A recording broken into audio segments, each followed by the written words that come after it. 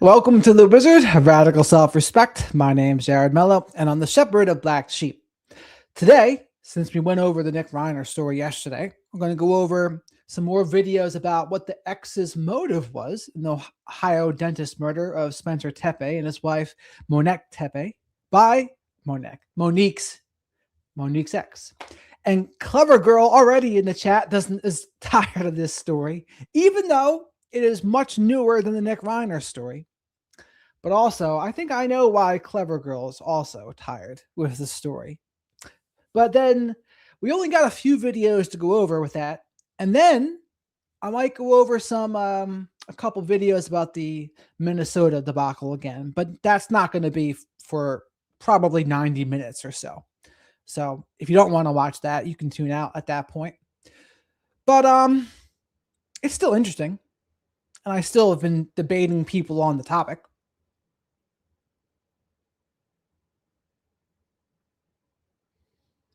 Let's see here.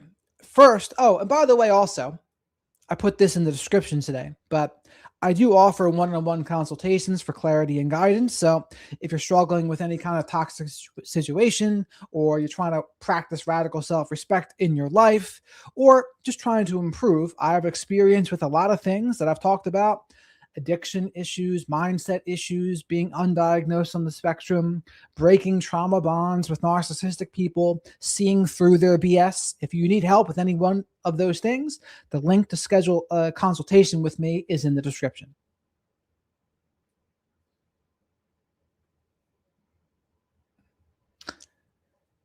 Oh, also, and other ways to support the channel are becoming a member and super chats. And those have been pretty awesome that so many people have been supporting me as they are.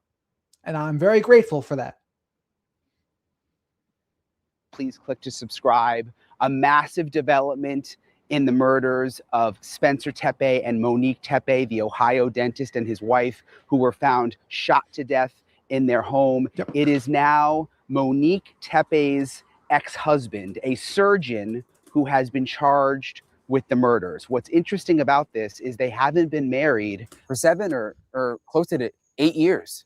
What happened now 7 years later to spark him driving to Ohio, according to police, and killing Monique and Spencer? I'm going to dive into all the latest details, what may have happened, why there may have been this vendetta years later. I'm getting into all of it in this episode of Brian Edson Investigates. Hey guys, so a huge development in the case of the dentist who was murdered along with his wife. Their names are Spencer and Monique Tepe. A lot of us have been following this case very closely. In some ways, it seemed like the case was going cold, but now a huge break in the case. Monique's ex-husband, a man named Michael McKee, has been charged with murdering the couple. An arrest warrant was filed on Saturday, and McKee was booked into the Winnebago County, Illinois jail. The arrest warrant was filed. I'm trying to type, Mike, that I'm going to go over the Alan Jackson interview tomorrow. YouTube keeps on flagging my comments. I couldn't even write it.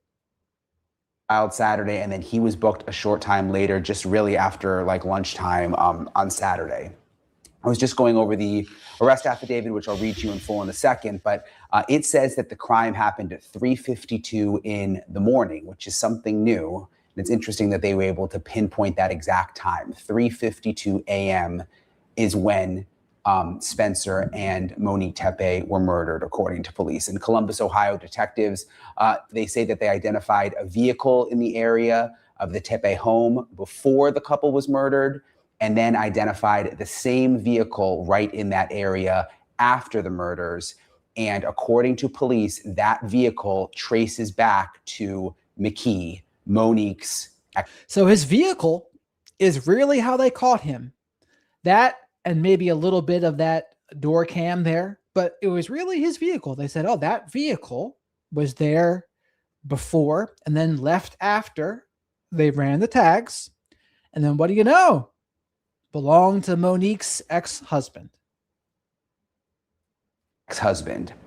Remember this surveillance video? I showed it a couple of times. It's been all over the place. It was released of a man walking near the home after the murders. Interestingly, police have still not said whether this man is actually McKee. So we don't know, though, based on his build and kind of his description and his pictures, it could definitely be. I'm presuming that's McKee there. That's not confirmed, as Brian Etten just said, but I would think probably. But let's hold off on guarantees. We must only stick to what's known. Him. McKee, again, is Monique's ex-husband. He is a doctor.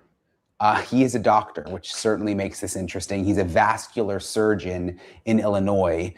He appears to have no criminal history that I could find. I think there was like a couple of traffic tickets, but no serious criminal history at all.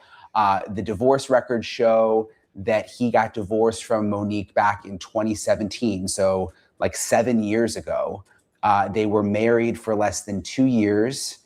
They separated and were separated, it seems like, based on the records that I've seen, during much of the time that they were married. So they were not together very, very long. And it has been 7 years since they officially got divorced. So, of course, the question is, like, why, after 7 years, did Dr. McKee show back up and allegedly murder Monique in Columbus, Ohio, and murder her? So after 7 years, what do you think, chat? Why would he do this after 7 years? Is it just a narcissistic person who has still been nursing a grudge, never got over it, and he said, screw it?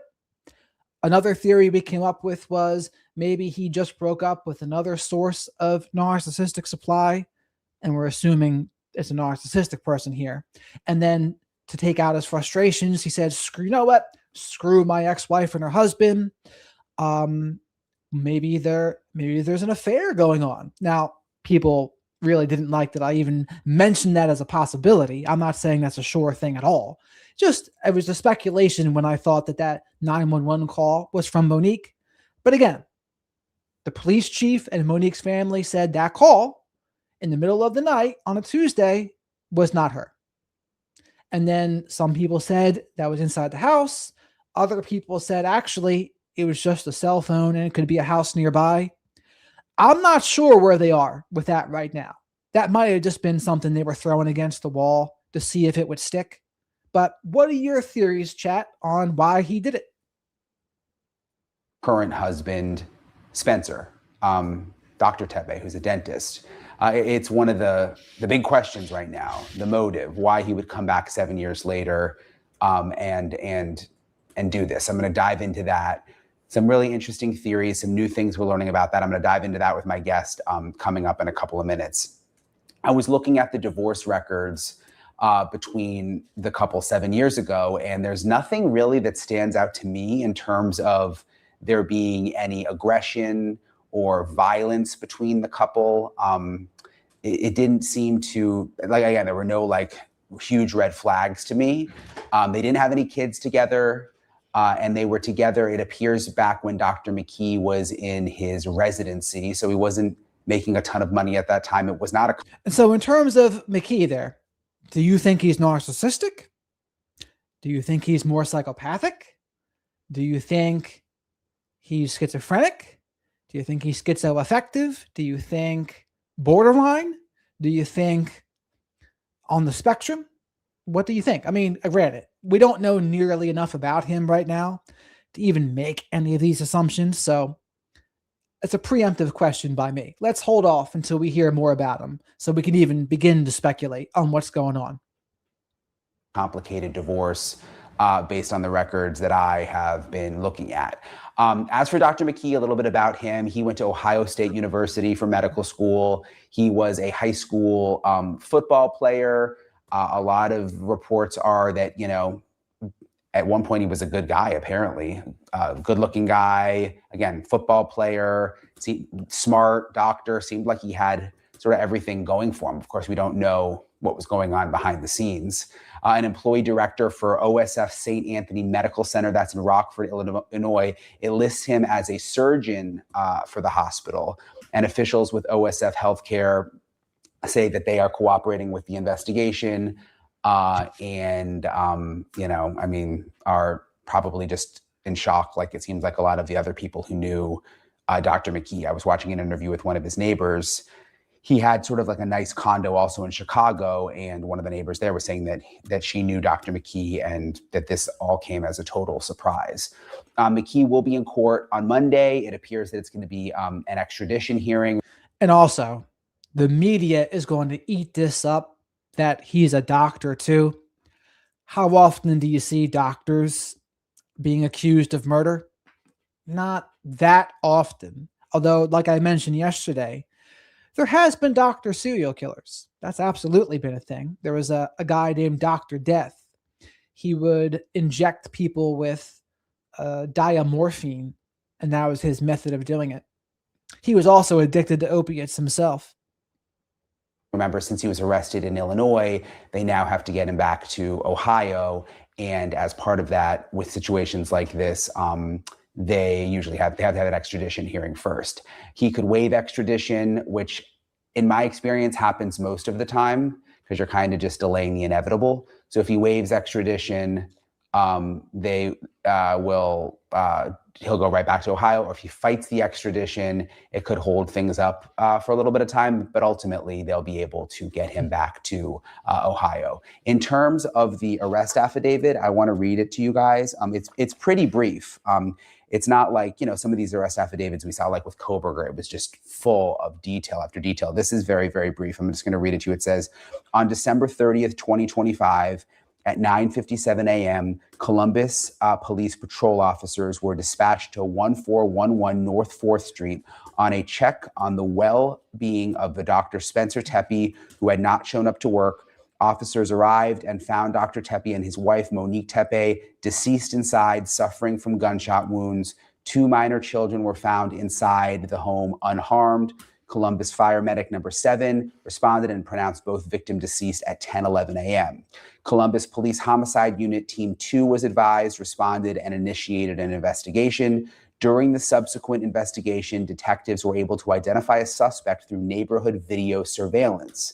This suspect was tracked to a vehicle which arrived just prior to the homicides and left shortly after the homicides. Detectives were able to identify this vehicle further and link it to Michael McKee. Detectives located the vehicle in Rockford, Illinois, and found evidence of McKee in possession of the vehicle to and after the homicide. So it was two interesting things there.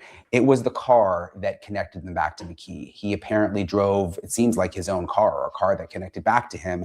And that's really what seems like it cracked the case. That's the whole probable cause, by the way. It's just 2 paragraphs. The other interesting thing is they say that they were able to identify a suspect through neighborhood video surveillance. Is that the same surveillance that they released to the public? Or is there some other surveillance that they have? We don't know. And did they get any tips that person was Dr. McKee, or did this all come down to the car? It seems like this all came down to the car, although it is, again, a very, very basic probable cause, just 2 paragraphs. So there's obviously a lot more that they know. In addition to this, they're keeping it very, very basic in the probable cause affidavit. And again, the fact that the very specific time, like you said, how do you think they figured that out? Is there something with a camera? They went through the footage and they heard the noise at a certain time? I know yesterday we had said, or I guess the day before, between 2 a.m. and 5 a.m. But I guess now they've narrowed it down to 3:52 a.m. David, at this point. Let me go over some of the other details that we've known before I get to my guest here in a second, but I kind of want to just give you a little more of the basics that we've figured out over the last couple of weeks.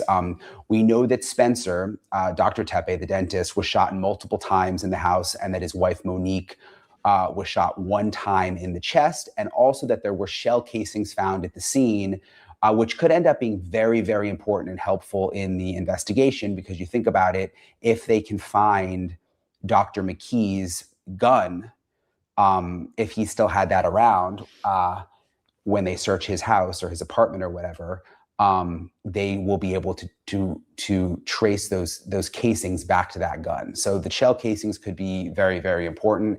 As it mentioned in the affidavit, the Tepe's 2 young children were found alive inside the house. And they're very young kids. It's very sad. His family, they've been taking care of the kids, and just tragic to think about these 2 kids now without their parents. So imagine that too. They have a 1-year-old and a 4-year-old. How do you grow up in that situation? And then you become a teenager, an adult, and anyone you get close to, you would say, oh, you know what? My birth parents were murdered when I was 1 and 4. That has to do a number on you for life. I mean, is there any getting over that? And in a way, in a merciful way, maybe the 1-year-old will remember less, perhaps, mercifully, like mercifully in this case, mercifully. But the 4-year-old, they'll have some memories, I think. Either way, tragic, devastating. Dr. Tepe's co-worker, several of them who alerted authorities when Dr. Tepe didn't show up to work. You remember the 911 calls. And also very important, there was no forced entry into the house, which leads to the question, how did Dr. McKee, Monique's ex, allegedly get inside the house? It looked like there was maybe And we've been speculating about this. How did he get in the house? Did he know the keypad code? Was there something else? Through the back door that was unlocked, which is very unlikely. It was unlocked. What could it be? Did he set up a camera somehow? Or did he hack it? I don't know. What do you think, chat?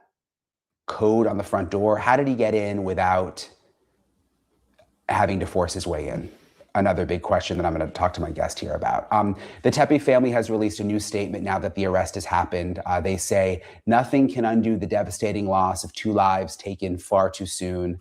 We thank the community for the continued support, prayers, and compassion shown throughout this case. As the case proceeds, we trust the justice system to hold the person responsible fully accountable. Monique and Spencer remain at the center of our hearts, and we carry forward with love as we surround and protect the 2 children they leave behind. We will continue to honor their lives and the light they brought into this world. Again, my heart goes out to this family and these little kids. I mean, that's just makes the situation even worse. The Daily Mail actually spoke to a relative of the Tepes.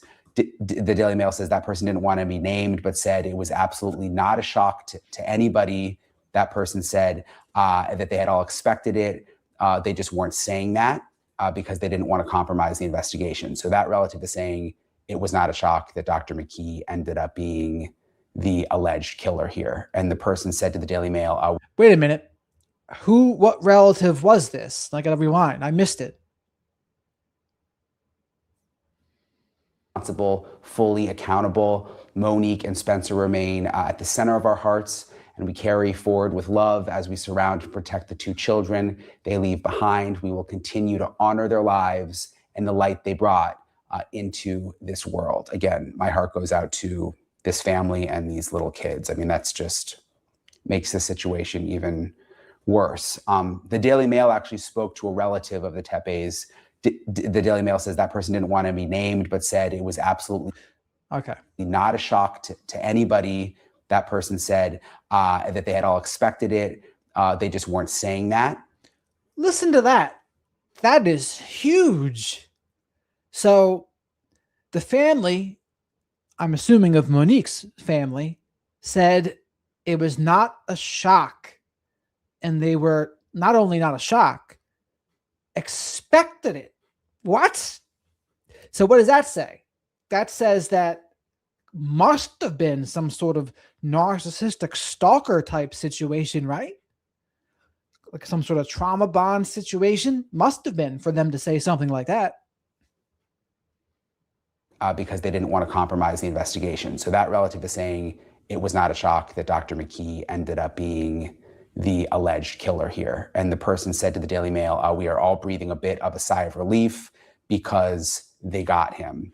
And when asked if they knew of any problems between Monique and Spencer that they had with McKee recently, the relative replied, no, not that I'm aware of. I'm joined now by Dr. Casey Jordan, a criminologist, also host of the podcast, Criminal Appeal. And Dr. Jordan and I have been talking about this case in the past. Now there's this big development. What's your reaction? And again, Maureen, you make a good point in the chat. Sometimes people will say things just to get a little bit of attention in a case like this. So the family member's like, oh, yes, We expected it.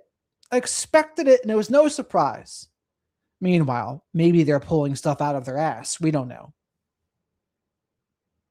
I mean, I didn't think there was a lot of talk about this ex-husband because it was from 7 years ago, and now he's the one arrested. Exactly, Brian. No talk about the ex-husband. And I was reading all about the ex-husband unofficially online, the Reddit posts, and you can't run with that. It's completely unsubstantiated. But when you and I talked last week, I gave you odds that it was 80% somebody in the inner circle. And most people were like, oh, that means, that would normally mean her husband, but he was slain as well. So in criminology, that means the ex-husband. Now, we never want to ruin somebody's reputation unjustifiably by going there. But the fact that we weren't hearing about the ex-husband from the police, from the family, made me realize that they were zoning in on him and did not want to tip their hand, didn't want to alert him, wanted to do a full investigation. And as you point out, we found that in the connection with the video, with the car. We don't know if he was the man in the footage in the back alley, but, they talk about surveillance video. So they were on him from day one. And it was just, a matter of a week before we could get the evidence needed to. Yeah, I mean, if I'm a detective and someone gets murdered, both of them get murdered, the first thing you look at is X's of both of them. Right? That's just common sense. To make the arrest. If they were divorced about 7 years ago, what do you think could have caused him to want to do this 7 years later? Let's just go statistically. Women who are murdered, victims of homicide, depending on jurisdiction, 70 to 85% chance that is going to be an ex, a current husband, a relationship, the man in her life. With men, only 3% of men who are murdered are actually murdered by their ex-wives. Sure. Not to just zone in on, men are always killing their wives. Of course, that's just not always true. But there is something about losing a wife that can cause a man to hold a grudge. And don't underestimate the ability of a grudge collector to hold on to that grudge for years. And not to switch gears, but with the Brown MIT shootings just a month or two ago, we saw that a 25-year grudge that had been festering the whole time. So just because it had been 7 years since they were divorced doesn't mean that he wasn't sitting at home looking at these beautiful pictures that they might be putting out on social media. Yeah, so this is something narcissistic guys will do, right? Now, they might have other things going on. There could be other marriages, other breakups that happen, right? But they don't really get over losing control if it's a severe enough narcissistic injury or it turns into a narcissistic collapse. It sure sounds like to me this turned into basically a narcissistic collapse and something that he just couldn't get over. So he nurtured this resentment and was building up fury, anger, rage, envy, jealousy, all of it. And then you don't have any coping mechanisms for that matter. 7 years go by, boom, you can do this. It's certainly something to pay attention to, especially amongst the cluster B folks. It's, again, most times it doesn't end in this, but it's certainly not impossible, clearly. Of their incredible wedding 5 years ago and their beautiful children, his very successful practice. And basically, Monique was happy with Spencer in a way. Hold on a second. Thank you very much for this to Thrive. For some reason, I feel like I've seen this guy's face before. Maybe he just has that psycho look, but he looks familiar. Where could you see him from? I think he just has that deadpan face. It looks like a lack of empathy face. Probably a face common amongst killers, I would have, if I had to guess. But maybe you've seen him elsewhere too. That she clearly never was with Michael McKee. And that would basically, if you will, just stick in his craw and get worse and worse. It's just kind of like a cancer that festers. If they can't let go of the fact that they lost that wife and they take it personally, they want to destroy what they cannot have. Now, sometimes that goes directly at the wife. And in this particular case, it went not only at the ex-wife, but at her new husband. He clearly had a grudge against both of them and maybe blamed Spencer for stealing his wife in his head. Do you think they could have not even communicated in years and something snapped with him, then he just did this? Yeah, very often there is a trigger, Brian, that brings this about. Now, I hate to point this out, but very often these things do happen post holidays. Homicides are highest in January. Why? Because of all of the hubbub about the holidays and peace, joy, love, family. Oh, I didn't know that. So January, after the holidays, is the most popular month for homicides. Interesting. Family. But for many people, this isn't true. The holidays are an incredibly depressing time. And it's a time when they reflect back and think about happier times, take stock of how unhappy they are. And that is when very often, especially in, and not to mention the cold, the darkness, people get really depressed and anxious during the 3 months of winter, January, February, March, and we see domestic violence and homicides go up. I don't know what would have set him off on that particular Tuesday at 3 o'clock in the morning, but it was something he had been thinking about for a while. Could it have even have just been seeing a picture? Certainly, it could have been having somebody ask him, "Oh, how's Monique, your ex-wife? What's she doing?" Or seeing something online, seeing very happy pictures of them. And don't think that, just because she may have had him blocked on social doesn't mean they still don't have mutual friends who might be showing him pictures of her happy family. So do you think she was complete no contact with him for the 7 years? Or do you think there was a little bit of contact there on the DL, maybe because she was afraid this very thing might happen if she went true no contact? But what do you think? I mean, we don't know, right? We don't know, of course, right now, but what are your thoughts? They may not have talked for the last 7 years, but there is some rumbling, some chatter online that says that it was something of an abusive or controlling relationship based on reports from people who knew them when they were married. Chatter online? She must be watching my channel. Yeah, because I was going through the divorce records and there didn't seem to be anything unusual there. I mean, he was in his residency. There wasn't a lot of money to split up. They didn't have kids. But I guess divorce records for sort of a simple short marriage wouldn't, I guess, tell the whole story of what was actually going on in the relationship. Correct. And some of the most abused wives that I have ever worked with, two kinds of abusers, not to do a big lesson on this, but the Cobra is the controlling one. The pit bull is angry all the time and everyone knows he's abusive. The Cobra, no one knows he's abusive. So when you extricate yourself from that marriage, which is how you do it without upsetting the Cobra because you don't want him to strike. Now, I don't know if that's Michael McKee, but that's a good and interesting analogy. I've never heard that one. The Cobra is the controlling one, sneaky. The pit bull is angry all the time. Interesting. Bottom line is she may have had everything amicable on paper for that divorce, but lived in fear of him for years and always carefully managed his moods. Listen, that residency, it was probably the most stressful time in his life. She may have seen the worst of Michael McKee instead of the best of Michael McKee, and that may have resulted in the dissolution of their marriage.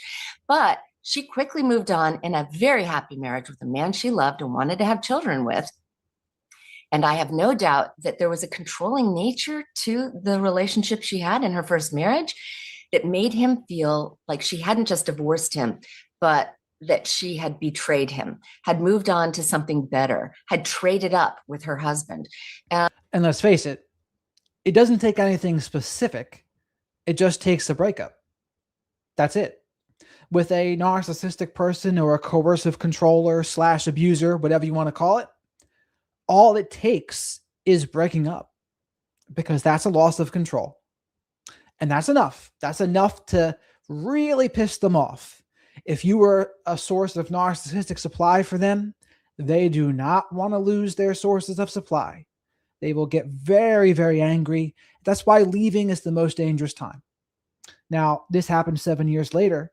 So again, perhaps a cautionary tale as well for people that maybe think they're in the clear. but you never know sometimes, unfortunately.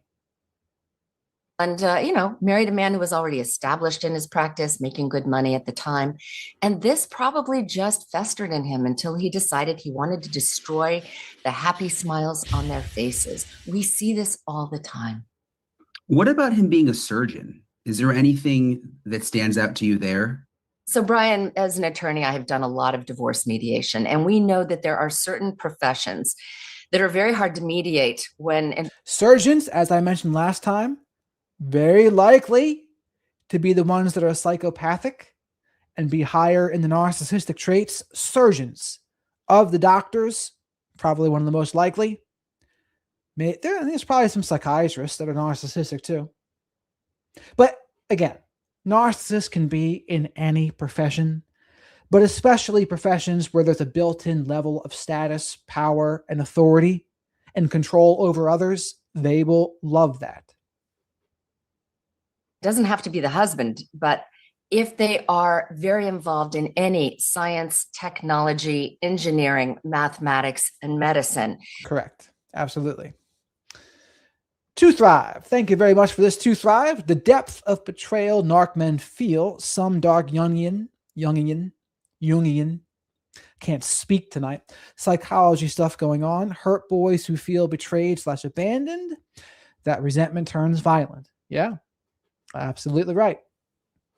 So of the men who do turn violent, a very high percentage are cluster B.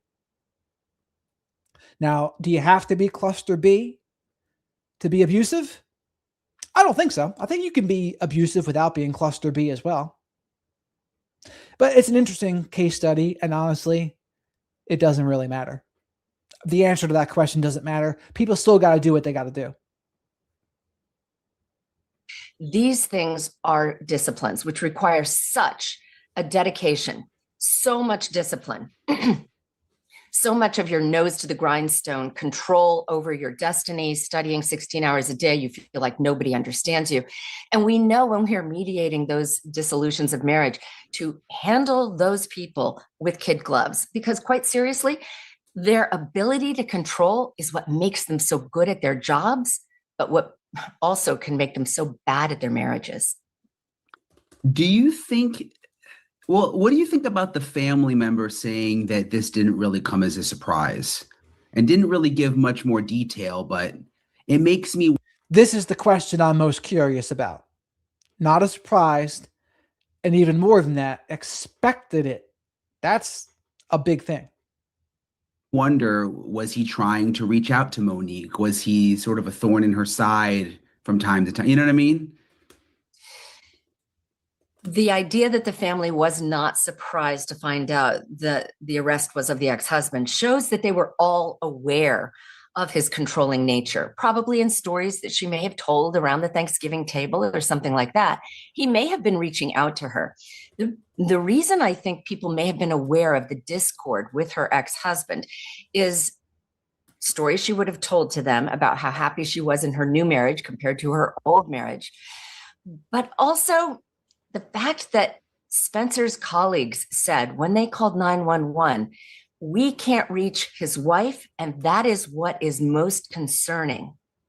Why would they be so concerned about not reaching? Interesting.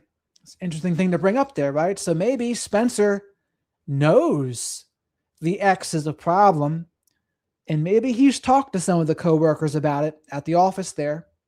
And maybe that's one of the big reasons why they were so quick to call 911. Besides the fact that it was out of character for him and he ran the office, yes. But if he was also talking about a crazy ex and then he doesn't answer the phone and his wife doesn't answer the phone, that would explain it. The wife, unless they were aware that she lived in fear of something, that she may have been hypervigilant for activity or contact from her ex-husband. There was something ominous about that sentence that made me think that Spencer and his colleagues, who were his work family, were aware that Monique may have lived in fear of her ex-husband. Yeah, and you and I were wondering why they would call 911 so quickly, after an hour. But maybe they did know, maybe they knew something that they just didn't say on the 911 call about Michael McKee. Brian, I think that's why they called within an hour. I mean, we talked about how unusual that was. Most people looked at that immediate wellness check within an hour of him being late for work as suspicion on his coworkers, but in fact, it probably indicates that they were well aware of tension that Monique may have had with her ex-husband. And, that tension could have been causing trouble in their marriage. We know about this 911 phone call that came in April from the residents. It could have been something they argued about or that stressed her so much that it was impacting her marriage to Spencer. Either way. I'm not seeing any videos about an arraignment. All I'm seeing is just the arrest. Arrest, arrest, arrest. Nothing about the arraignment. It seems like the people who knew Spencer best and through Spencer knew Monique were incredibly concerned not just about his welfare, but about her welfare. And that's why they mentioned her when they called 911. Yeah, and in terms of that call from April, the family has said that it's definitely not Monique. And okay. Lawyer, he's got it. So we'll watch that next.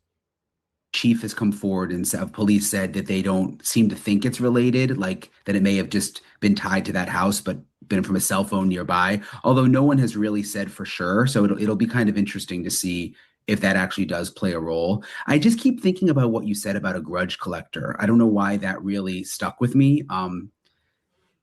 I guess you think about exes that we've all had. I mean, I'm obviously not a killer and I would never think of that. I'm not a violent person, but like glad Brian had to make I'm not a killer, by the way. People, you do hold grudges. I mean, I'm even thinking like 15, 20 years ago, I can still remember things that upset me, like. I think all of us who have exes, ex-relationships, ex-marriages, we always worry just a little bit, especially when we're out of contact with anyone that we had a very loving relationship. It's almost like the deeper the relationship was, the deeper the grudge will be when the relationship ends. So, I mean, having worked with a lot of women who do live in fear of their exes, and very often it was never physical abuse, it was psychological and emotional control and abuse that they fear the most. They always walk around kind of looking over their shoulder, wondering if the ex might come back because he was possessive and controlling and doesn't want to see her happy in a new relationship. That's just scary to think about, like all those years later. So what do we always say, right? If a narcissistic person can't control you, what do they want to do? They either want to control how others see you or make you miserable. One way to make you miserable is to off you in the extreme cases. But it sounds ridiculous. It sounds foolish. It sounds like, now people aren't really like that, but they are. Some people are like that. And for people who don't understand narcissism and abusive relationships, they would probably not believe it. They probably wouldn't believe it when other people tell them what's going on. But to the people, like the people who follow me here, they know because we've talked about it endlessly, but people just they have a hard time believing it, that they're going to be that childish, that ridiculous, that controlling, spread that many smear campaigns, lie about that many things, and do everything they can to be a thorn in your side. This is especially true if you're co-parenting with a narcissist. This is why they call it counter-parenting. And in those cases, they'll weaponize the kids, use them as pawns, and just do anything to try to make your life miserable, try to make it seem like you're an awful parent. They'll try to take all of the credit and act like a great parent. And it can truly be a nightmare depending on the person. That you would still have to be worried about that, even if you haven't talked to the person. Let's just say that the more controlling a person is, the more possessive they are, the more that they think of a relationship as an infinite bond. Time out here. Thank you very much for this to thrive. Festering is a source of supply for narcs, even if they are alone. It's an internal experience, and if you're in proximity, you will get the brunt of the fester. Yeah, I mean, they can give themselves it's a version of self-soothing in a way to nurse a resentment, right? Can give them a version of supply, no doubt. They fester whether you stay or leave. Yeah, it has less to do with the other person and more to do with their internal experience and mindset about what's going on around them. Regardless of who it is, they can still have these awful reactions. Thank you for that, to Thrive, by the way. Merging of personalities. If that split happens, they will always feel betrayed. And some people get therapy and talk to their friends and get through it, but a lot of them carry that nugget of betrayal for the rest of their lives. And most will never act on it, but some people, when their lives are going south, when something triggers them, some negative thing happens, or they're reminded of how happy their ex is in their new relationship, that grudge will bubble to the surface and the person will actually act out in it. We don't usually see this result in double homicides, but it is far more common than you think. I guess I'm hung up on whether there may have been one triggering event for him, for McKee. Sometimes, Brian, it is one triggering event, the straw that breaks the camel's back. But more often it is, I don't know, kind of like Jenga, where the stress just stacks and stacks and stacks until you have an implosion. I don't think it can be either. It can be an event. It can be a building up. It really just depends, right? It depends on what's going on in their life. I've seen some narcissistic guys, they stay stuck on the person for years and years and years, and they'll stalk. Cyber stalking is the big thing now. And that's the thing that's the new frontier. A lot of people just aren't aware of it. My friend Kelly, who I speak to a lot, she has experience with that because that's what her ex was doing to her. And it's out of control because they know more a lot of times than the authorities. They, especially if they know IT well, oh my God, it can become a nightmare. think it's going to be one thing. I think it's going to be a lot of things. Do not underestimate how incredibly stressful the work life of a surgeon is. They have to take a lot of things home with them, especially if they lose patients on the job, compartmentalizing it. He may have had a new relationship that also didn't work out. And it just kind of, stacks and stacks until it falls apart. Something made him decide to take out whatever stress, whatever anxiety, whatever grudge he had on Monique and Spencer. But I would argue it was probably the culmination of a lot of things going wrong in his life than just one event.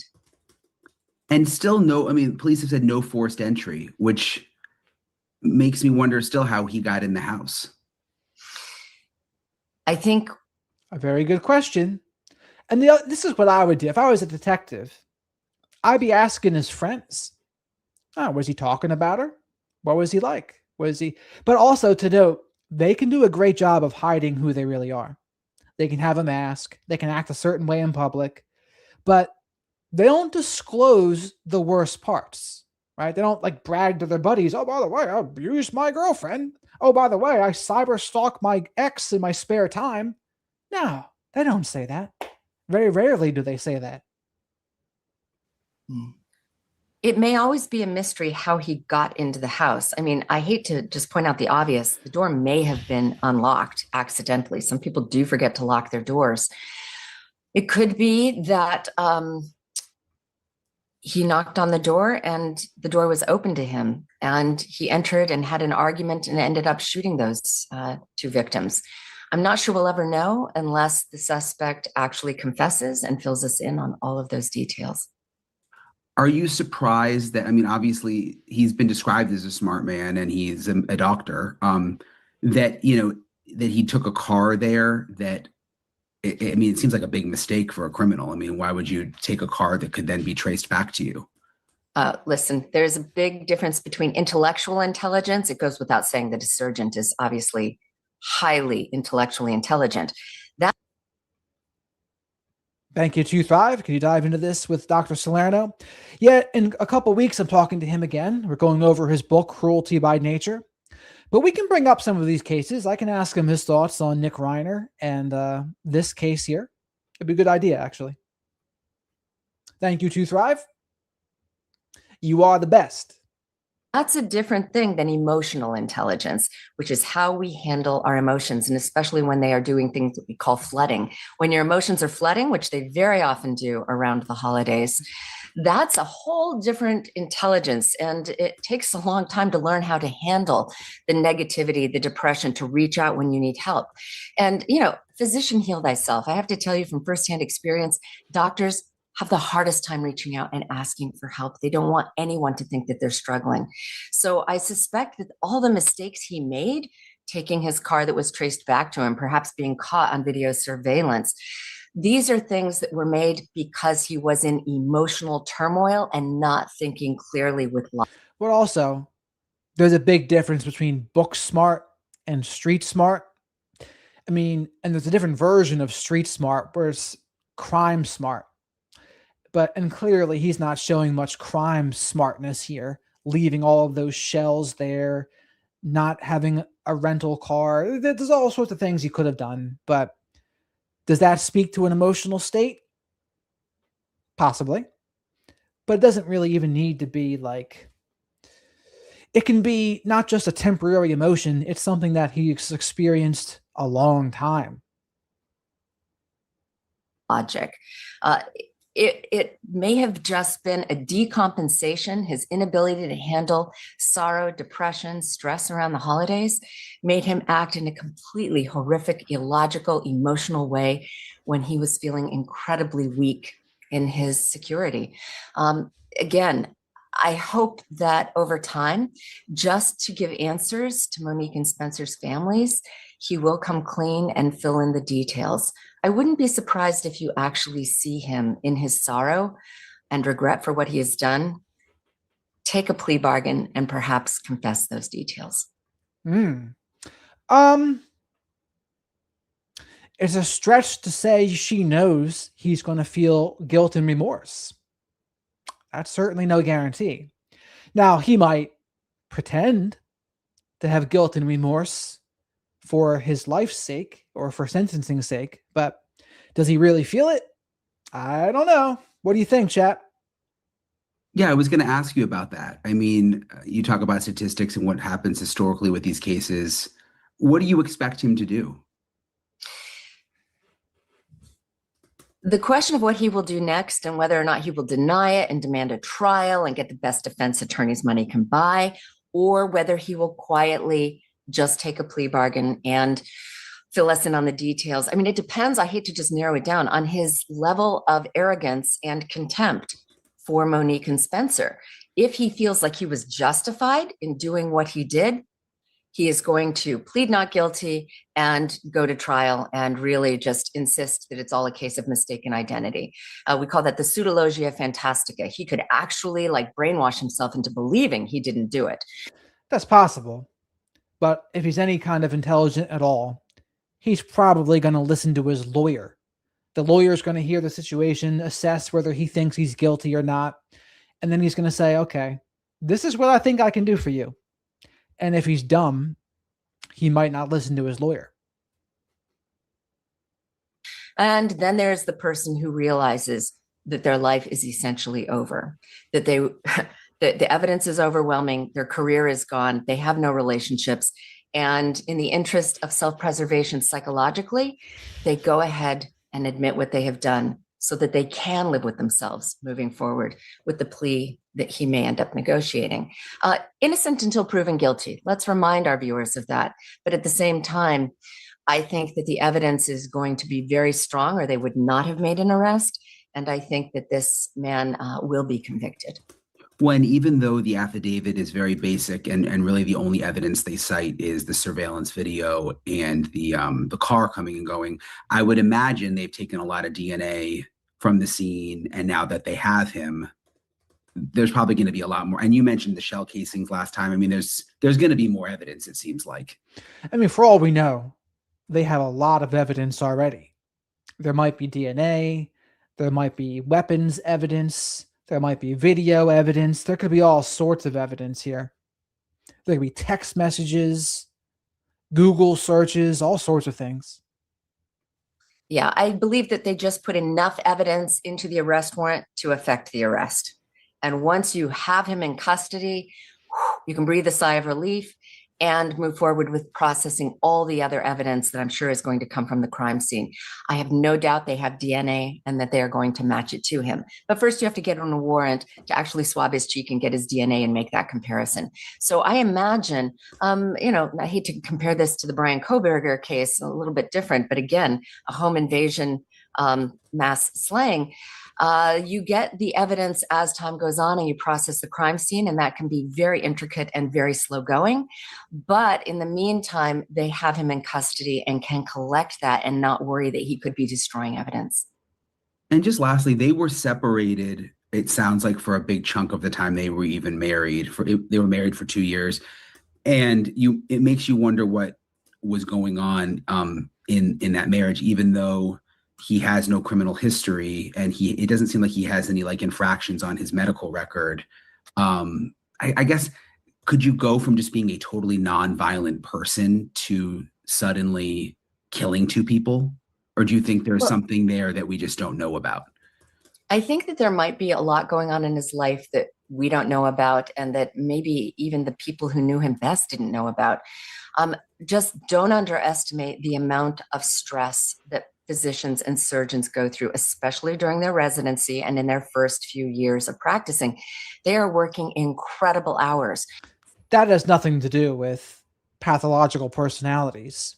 I mean, pathological personalities are pathological personalities regardless of what they're doing. They can't use I was stressed. I'm sure they'll try to say that, though. If they're being abusive in a relationship, they might try to blame their behavior on a stressful residency. Doesn't mean that's what it is. It's just, no, they're just a jerk. That's more what it is. A lot of them, and I have no knowledge of this whatsoever with Michael McKee, but end up becoming substance abusers or drug dependent just to deal with the stress of their life. We don't know if that's the case, but let's just say it wouldn't surprise me if there was some substance abuse issues that may have been involved in this decompensation or decision-making process where he believed the best thing for him was to kill his ex-wife and her new husband. Obviously, we don't know, but do you think that he was reaching out to her? Do you think there was some... There needs to be no substances involved. It doesn't have to be that at all. If there's that pathological personality thing, narcissism, antisocial personality disorder, psychopathy, etc., there doesn't need to be any substances. He can just be building that resentment and getting narcissistic supply from it, feeding off of that anger and fuel. We don't know. But again, a lot of this is just speculation on my part based off of what he is alleged to have done. Contact? I wouldn't be surprised if he was having a really tough time, probably work-related. And maybe around the holidays, taking a trip down memory lane and remembering the beginning of his relationship with Monique and how happy that was. He may have reached out to her. We will never know unless we have the cell phone records. But maybe he reached out to her and she rebuffed him.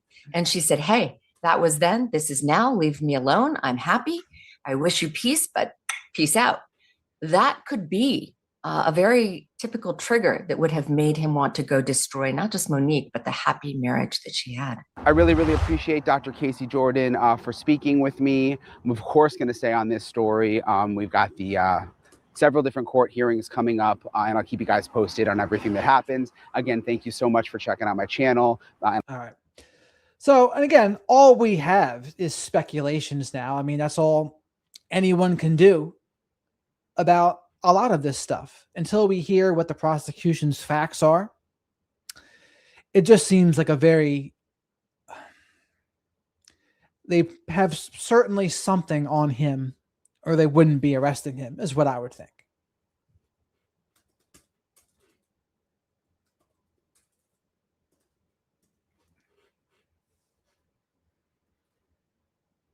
So it looks wild.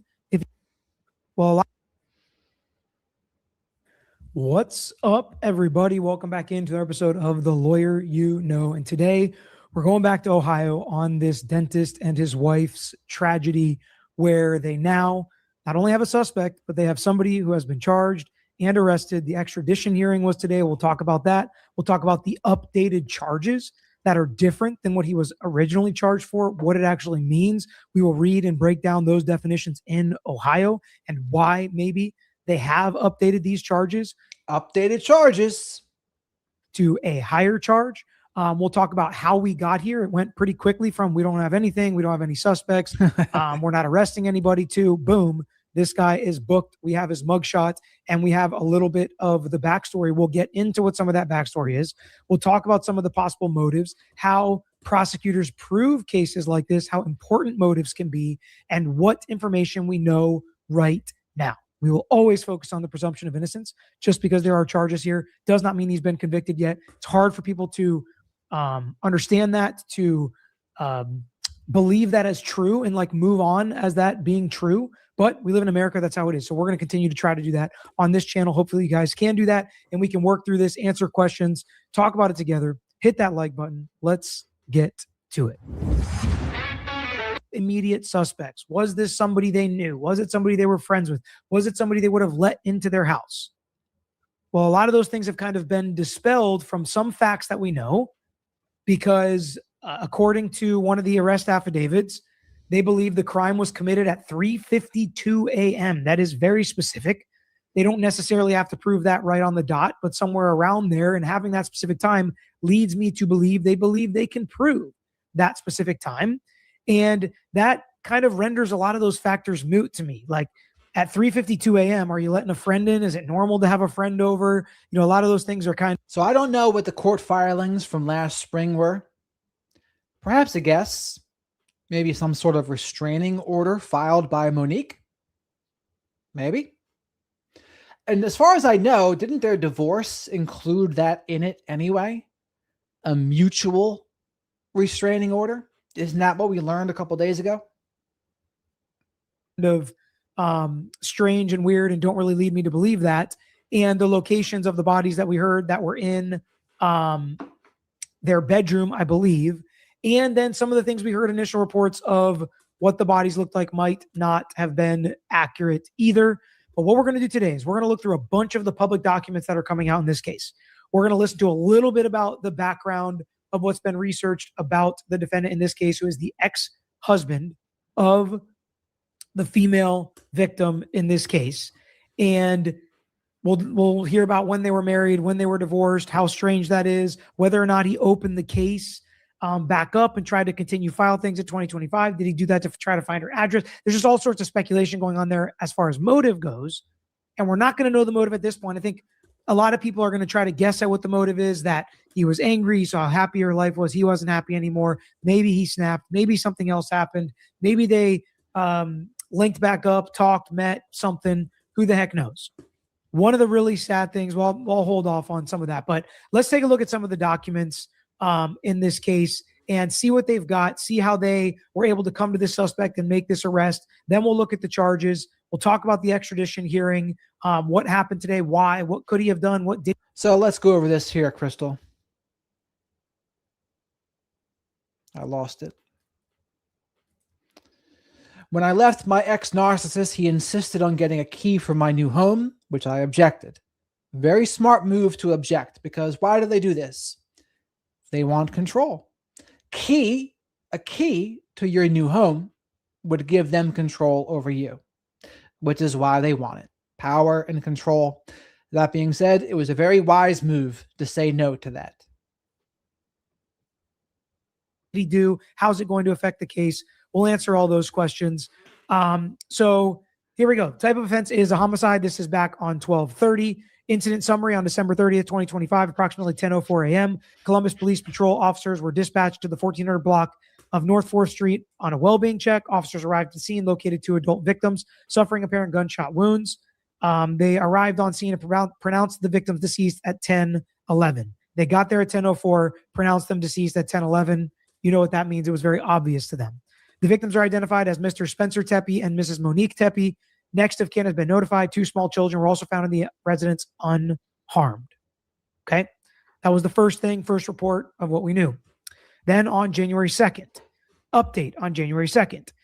The Columbus Division of Police Homicide Unit is asking that anyone who may have video, photographs, or other digital evidence related to this incident, including suspicious individuals or vehicles, that's important, individuals or vehicles, from December 30th between 12 a.m. and 9 a.m. in the area bordered by Summit Street, North Grant Avenue, and East 7th Avenue to East 11th Avenue. Use the attached QR code to upload that evidence to assist with the investigation. The submission may remain anonymous, and no account is required. So I liked the fact that we really didn't know much of what was going on while this investigation was taking place. We didn't know if they had a suspect. We didn't know how much evidence they had of a suspect, how close they were to making an arrest. We didn't know any of that. To me, that's fine. That's good. Don't let potential suspects know. Don't let them know if you're close. Don't let them know what you're looking at. Don't let them know what they need to get rid of or destroy or change or what alibis they need to create. From my perspective, I think that that is how it should be done in investigations, and you should only let out enough to help with that investigation. And that's exactly what, in my opinion, they are doing here. And one of the things that was also released eventually to the public, which we're going to take a look at now, and we'll probably look at it a couple times. All right, we're just going to take a look at this video real quick of some surveillance that they had. I'm going to turn off volume. So this is some surveillance, like a psychotic snap, and somebody came in the house and decided, they want to take as many lives as possible because there are 2 unarmed children. Now, obviously, they could have stopped or just been the parents or had some kind of a heart, didn't want to hurt the kids, blah, blah, blah, whatever you want to say. If you want to argue both sides of that, you can, but less likely for something like that because of how it happened. It seemed like something that was very targeted. So you know what? I thought there might be something more interesting in here, but there's really not. There's really not. Or maybe I'm just not patient today.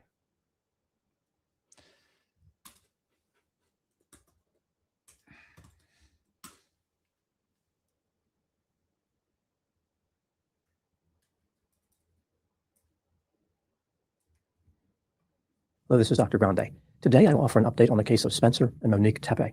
First, I'll look at the background of this case, move to the timeline of the crime, then offer my analysis. Spencer Tepe was born in 1988 and lived in Columbus, Ohio.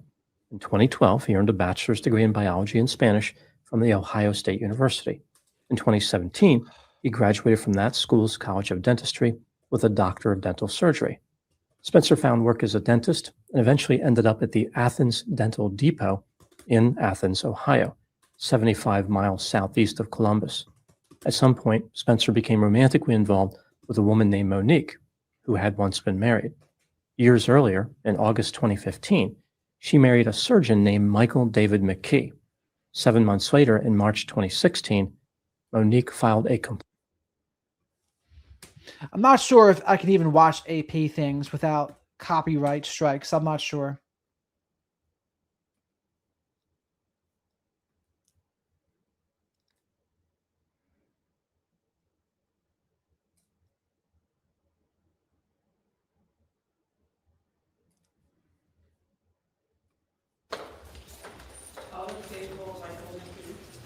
Fair use, everyone. On behalf of Mr. McKee, I will assert his right to counsel. I will assert his right to remain silent.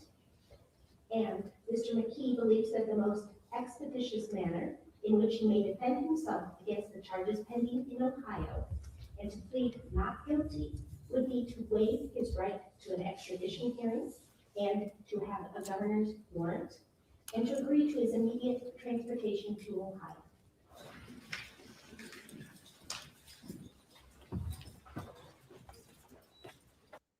Uneventful.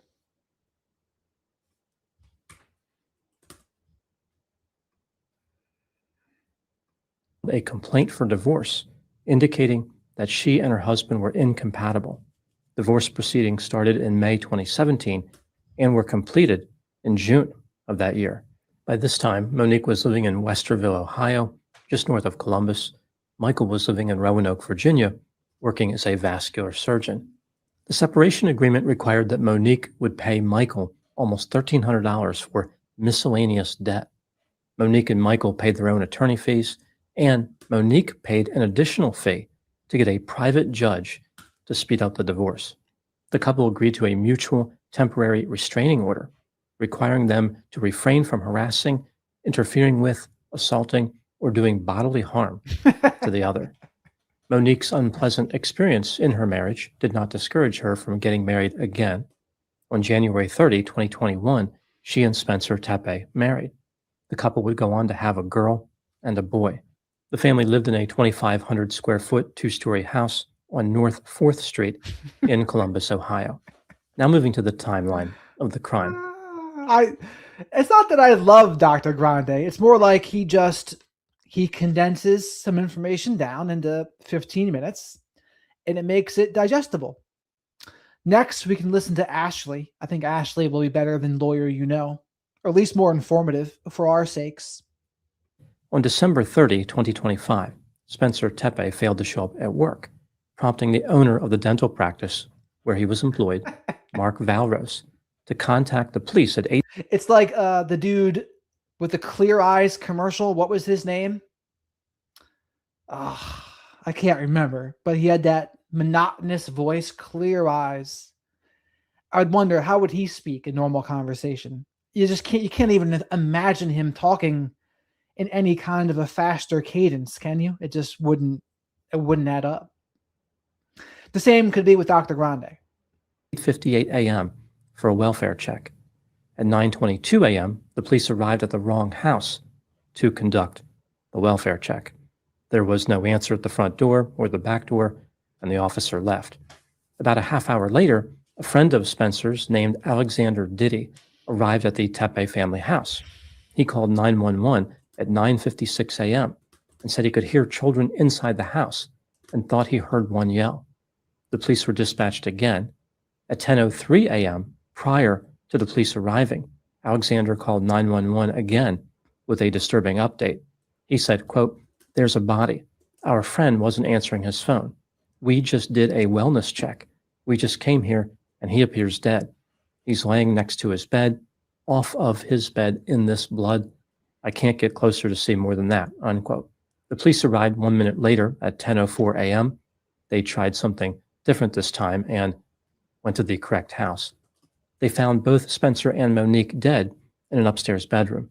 Spencer had been shot multiple times, and Monique had been shot at least one time in the chest. They were pronounced dead at 10:11 a.m. The couple's 4-year-old daughter and 1-year-old son were not harmed. The family dog, a golden doodle, was also not harmed. The authorities have not provided the exact number of gunshots involved in the murders, but they did indicate that 3 spent 9mm cases were found at the scene.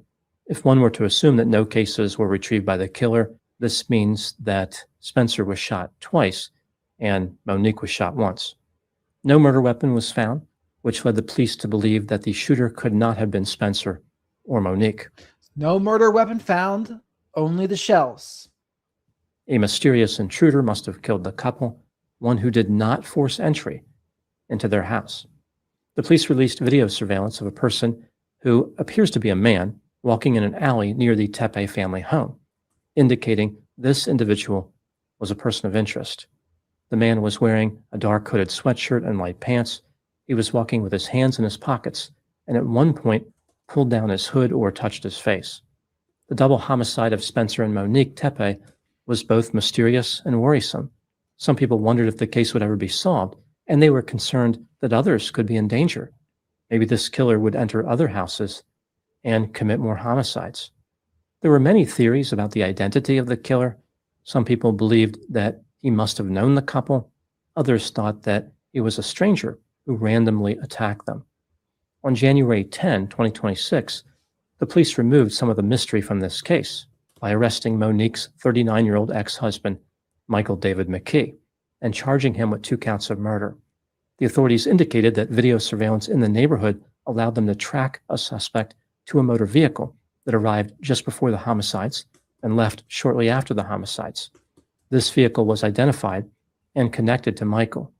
The police found the vehicle in Rockford, Illinois, and uncovered evidence that Michael was in possession of the vehicle both before and after the homicides. Investigators believe that the murders occurred at 3:52 a.m. Now moving to my analysis. Here are my thoughts on a few areas that stood out to me in this case. Item number 1. Michael David McKee was born on June 29, 1986. At the time of the murders, he lived in an apartment building in Chicago, Illinois.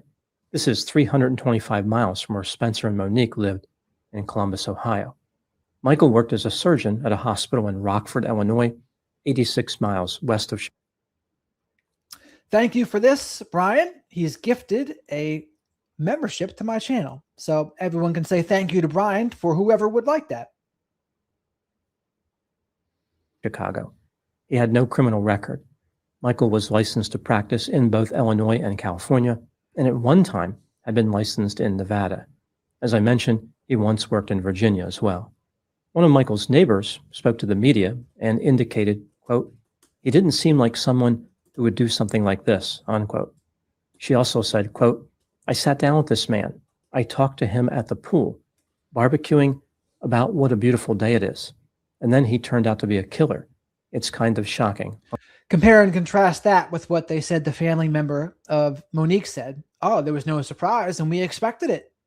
Versus other people that said, "Oh no, I never would have expected it from him." So what does that speak to? Speaks to people not really knowing someone. You don't know what they're like behind closed doors.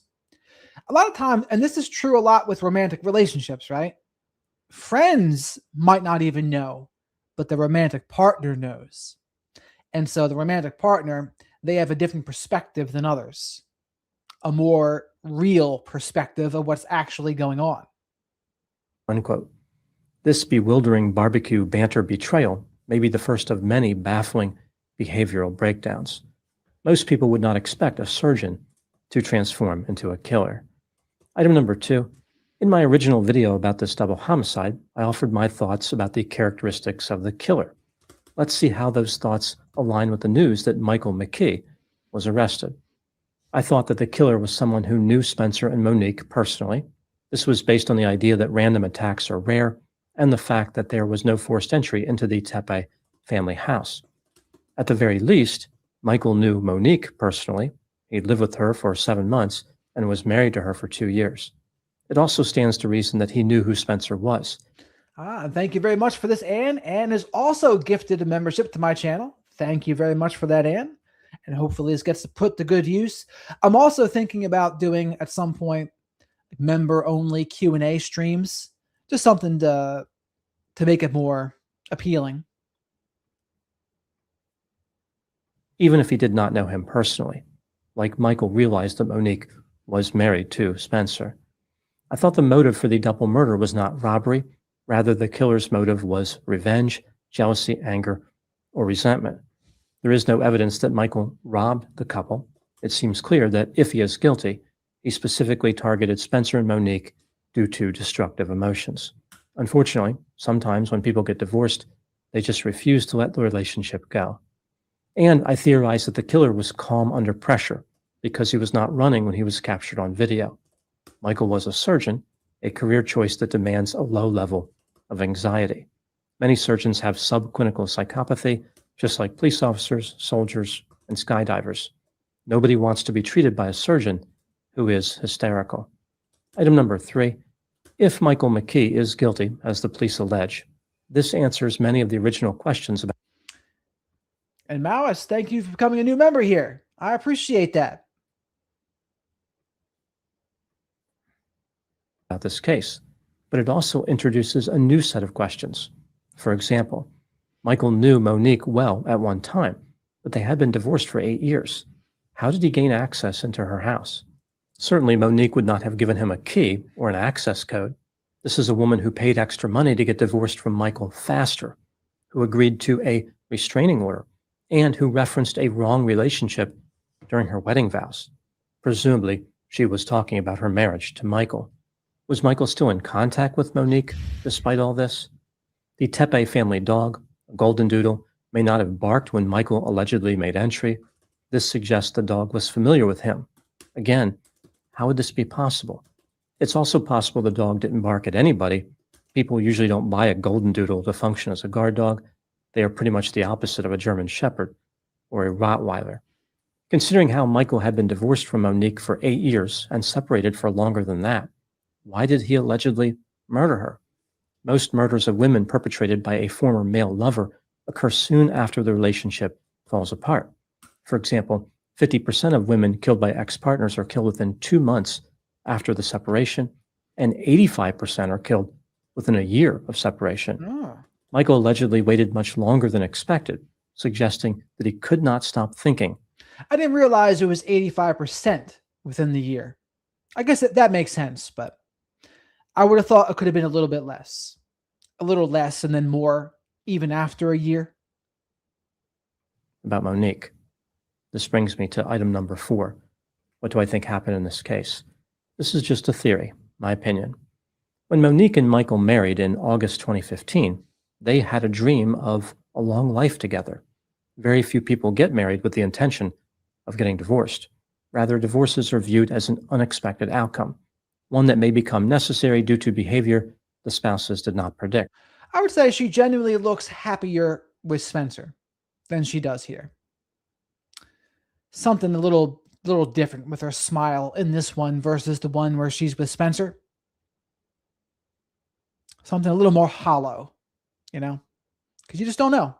You don't know. And it's possible that his mask hasn't come off yet either. So she doesn't even know. She doesn't even know yet. If a newly married couple discovers severe problems in the relationship right away, they will typically fight through adversity to make the marriage work. Nobody wants to surrender immediately and resign themselves to a divorce. There's also an embarrassment component to this. They don't want family and friends to view them as somebody who could not hold a marriage together. After trying to work things out for a few years, the couple may finally decide to give up. At least they can say they gave it a good effort. They tried their best to save the marriage. Nothing was going to make it work. It was doomed. The average couple who divorces was married for 10 years. This tells me that whatever went wrong in the marriage between Monique and Michael, it happened quickly, and it was undeniably drastic. Monique must have looked at Michael and thought, there is no way this marriage is going to function in the long run. This is so bad, I'm not going to wait and give it a chance. Michael made such a poor impression, Monique left him just 7 months after their wedding. This is lightning fast in the world of separation and divorce. Monique wasn't against marriage in general. She just didn't want to be married to Michael for even a second longer. Even though Monique was confident that she made the right decision, Michael may have been left confused and upset by the rapid disintegration of the marriage. He may have asked himself questions like, why did she leave me so quickly? Why didn't she give us time to work out our differences? Michael may have had a lot of strong feelings of connection to Monique. Regardless of these feelings, he should have accepted her decision, but it appears as though he did not. Come on, Grande.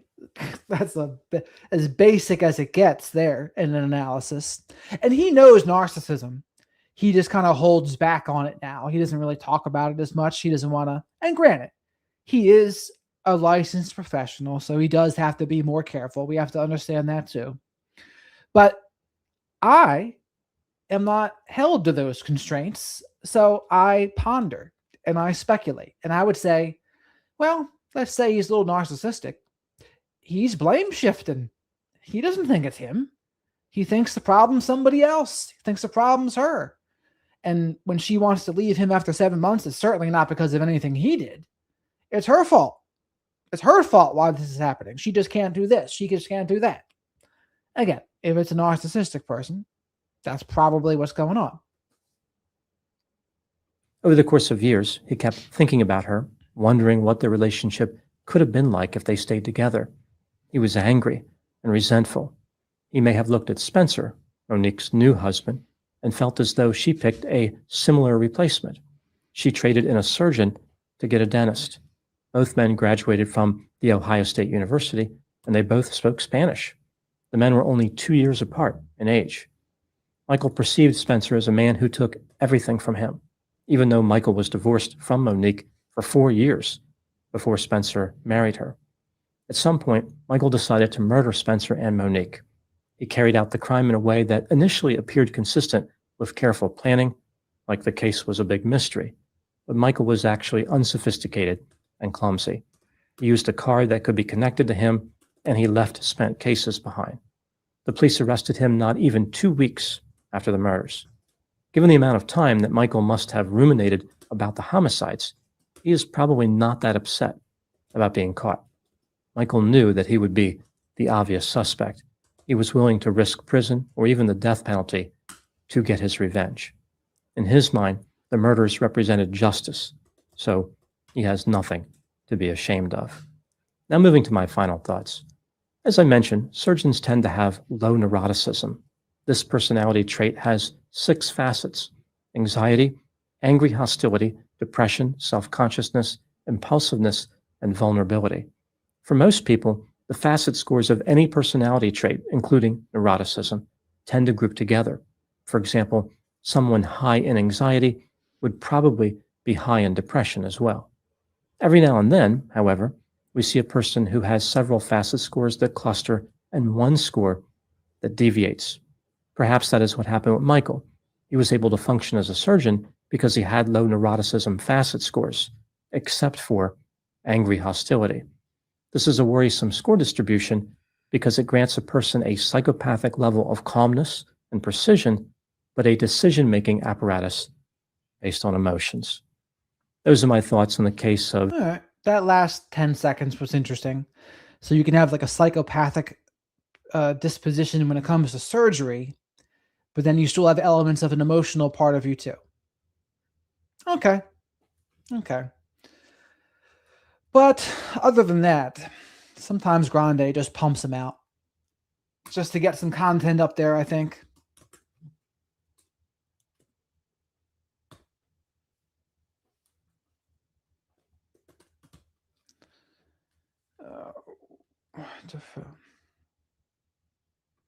Hey everybody, I'm Ashley Banfield and this is Drop Dead Serious. And I know this is not normally where you see me. I am traveling. Can you guess where I am? Co-executive producer Jessica, it says baking because murder is wrong. So it's here in Vermont. I'm going to be drinking this like latte while we're doing this. But I do want to say that there has been a lot of new information on the case. So let's just get going. A stunning arrest to start with in the murders of Spencer Tepe and Monique Tepe. Suddenly this case feels very different than it did going into the weekend, right?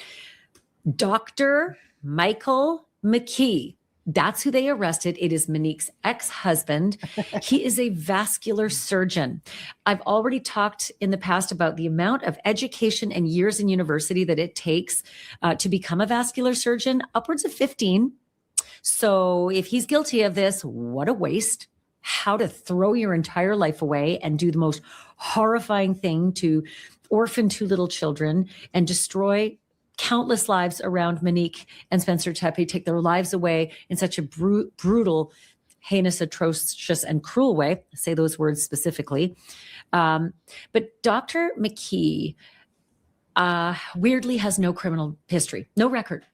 I was expecting something else. If you're going to arrest a guy who's going to pump bullets into a man and wife in their bedroom and leave 2 little children behind, I would expect there's something else going on, right? I wouldn't always expect that. I've noticed a lot of narcissistic people seem to have a devil's luck where they seem to do all sorts of awful things and consequences just don't catch up to them. They get away with all sorts of stuff. And then meanwhile, other people that are more empathetic and understanding, they get the opposite of a devil's luck. And it seems that they have disproportionate consequences where they only mess up one small thing and then they get caught and they get disproportionately in trouble for what they did. And some of that is just the fact that they have a conscience. Like I think they feel guilt. And sometimes when they feel guilt, they become more likely to get caught. I do think that's one of the reasons why narcissists and psychopathic people can have the devil's luck, because they're not burdened by the guilt. When you're not burdened by the guilt, I think a lot of times it's the guilt that actually contributes to you getting caught. But when you don't have that, well, you just keep on rolling, baby. So it's not surprising to me that he doesn't have much of a criminal record. No criminal history. Multiple reports show that he is a licensed surgeon in both Illinois and California, and also had a license in Nevada. If you want to catch up on all of the arrest details and my full breakdown of Dr. Michael McKee and his relationship with Mo, their marriage and everything else, I'm linking my last episode in the description here. And there's also a playlist if you want to get completely, caught up in the case from soup to nuts. But since Dr. McKee was arrested yesterday, and I'm taping this on January 11th, Sunday, January 11th. So shitty Saturday for Dr. McKee when they came and cuffed him. And since then, we have a lot more information to sit with. We've got new details, new clues, a timeline that starts to come into focus, and then a couple of other ideas as to where this investigation and prosecution may be zagging and zigging as they get ready for what will be probably a pretty sensational case. Is it Idaho? Is it the Idaho quadruple murder? I think what we saw was the divorce. In the divorce of Monique and this guy, there was a mutual agreement, I think, of no contact. And when that's the case, would that not show up on a criminal record? I have a feeling it might be a separate thing, but I'm not exactly sure. I don't know. It sure felt like it. Like, who does that? This is the question that has us all obsessed. Who does this? Who comes into someone's happy home, a family of 4, and then just torpedoes life, right? Just destroys everything, ruins that family, murders these people, terrorizes them. Because I don't care how long it took before they saw the gunman and died. There is terror. It could have been a split second. It could have been hours. I'm going to get to that because I have a theory about the possibility that this could have been hours. If this is him, if he did this, then there's an absolute screw loose. And maybe there was more terror that was exacted on this couple before they were killed. But let me start from the beginning, okay? And how police nabbed this guy to begin with, because in a moment, I'm going to run down a lot of what's been going on behind the scenes and how they're likely going to build this case against the doctor. Investigators reviewed surveillance footage from all around the Tepe home, that whole neighborhood, and then some. And they spotted a vehicle that arrived just before the shootings and left shortly after. And let's not forget, this was kind of an Idaho timing, right? It was the middle of the night. And so there's not a lot of vehicle traffic. It was a horrible night weather-wise, cold and icy, maybe not so much traffic out, between 2 and 5 in the morning. So a little easier to spot a car, like a white Elantra in Idaho. A little easy to see that thing. There weren't any other cars on the road. My suspicion is that's sort of what the situation was here as well. And they followed that effing vehicle. They, today, don't think you can get away with crime, everybody. Don't. I think most of you know that. But just about everybody has a ring cam. Just about every corner has a camera. So anyone who was here a couple days ago, the last time we went over this case, I can't remember who it was saying it, but there was a video we were watching where they said part of the divorce agreement included like a mutual no contact thing. Which video was that from? I can't remember, but I'm pretty sure that was the case. And they can track you all the way to Timbuktu. That's what they did here. They identified that vehicle near the Tepe home, and then they tracked it and connected it all the way back to Michael McKee. They found the same vehicle in Rockford, Illinois. Wouldn't you know it? Whatever was in the vehicle connected to Dr. Michael McKee. So in the full arrest warrant, investigators list the offense as 3:52 a.m. So I'm like, wait, how do you know down to the minute? 3:52. So the only things that are going through my mind when it comes to nailing down the minute instead of a window, sometimes you just have a window. Like with Brian Koberger, they had a 20-minute window, right? They figured he was in that house all that time, but they don't know exactly when everybody was killed. But this is 3:52 a.m. So I go back to the ring cam on their home.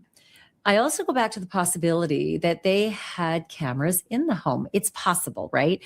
Look, all the lights are off. It's the middle. But I'm not sure about that, B, because if it's a mutual thing as a part of a divorce, I bet you it's possible it wasn't criminal. I'm not guaranteeing that, but I'll look into it. We'll see. Middle of the night. So maybe you couldn't see who was on the camera, but maybe there were cameras that caught motion sensitivity. Also, think about this. They have a 17-month-old and they've got a 4-year-old. The 17-month-old very likely had a nanny cam in that room, maybe even the 4-year-old, right? Baby monitors. Like there's all sorts of stuff that could have registered that. Do you know what else could have registered that? The noise.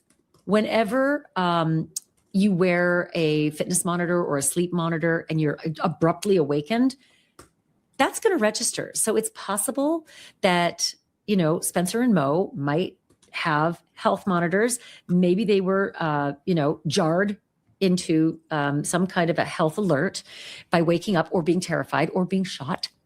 Those health monitors also show when your heart stops if they're wearing them. I know in a lot of cases I've speculated as to whether, they have a health monitor, and a lot of these victims do, but they just weren't wearing them at the time. So my husband wears a health monitor to bed, and he tracks his sleep. So it's possible that the police actually can track all of that. So a lot of opportunities. And then that ring cam, right? I don't know that he was out front. But there's also, I know that I have a security system and every window is monitored, right? Like alarms go off with every single window, up, down, all over. And that could be a silent alarm if something broke, if anything happened, if anything was opened. It's not forceful, but it tracks. So there's lots of ways that they maybe could have tracked the time, but it's very helpful for a prosecution to know exactly when. So jump ahead a bit. Dr. Michael McKee was arrested early Saturday, January 10th in Illinois. He's being held right now on an out-of-state warrant for 2 counts of murder. And I'm just going to go ahead and assume in Ohio, they're going to call it first-degree murder. In some states like Texas, if you have more than one victim, they call it capital murder, and it makes you eligible for the death penalty. But other things that make you eligible for the death penalty is if you kill a child, if you are heinous, atrocious, and cruel in the manner in which the killing is carried out, if there's terrorizing involved. There's all sorts of different attributes that different states give to a murder to either pump it up to death penalty eligible or a capital offense. So let's just wait, because that's getting ahead of my skis. But I guess, if I were a betting man, this is going to be first degree death penalty eligible. Ohio does have a moratorium on the death penalty, as many states do, but it doesn't stop them from prosecutions, right? It doesn't stop them from actually getting a death penalty conviction, because if that moratorium lifts, well, then you go off to death row, and wait your turn through all your appeals. And the other thing to think about is that when you're in big cities, typically big cities have... So here's the facts. In the high-profile case involving Monique Tepe and Spencer and her ex-husband, Michael McKee, their 2017 divorce decree did not include a no-contact order. Instead, the court issued a standard mutual restraining order, which is common in divorce proceedings. That's what it was I was thinking of, and that would explain why it wasn't on a record. More liberal jury pools, and finding death qualified jurors a little harder, not impossible.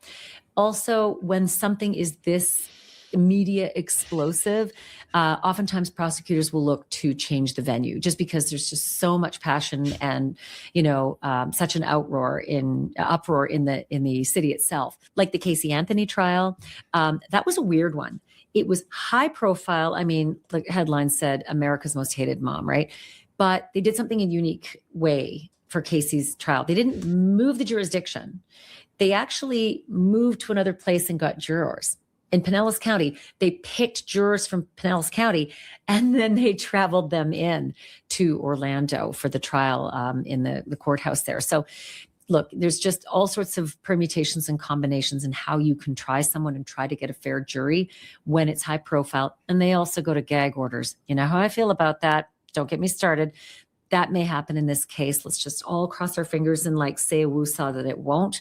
But I don't think it's in his arrest record, B, because in Ohio, that is just a standard part of divorce, apparently, in Ohio. So it wouldn't make sense for something standard in a divorce to be on a criminal record.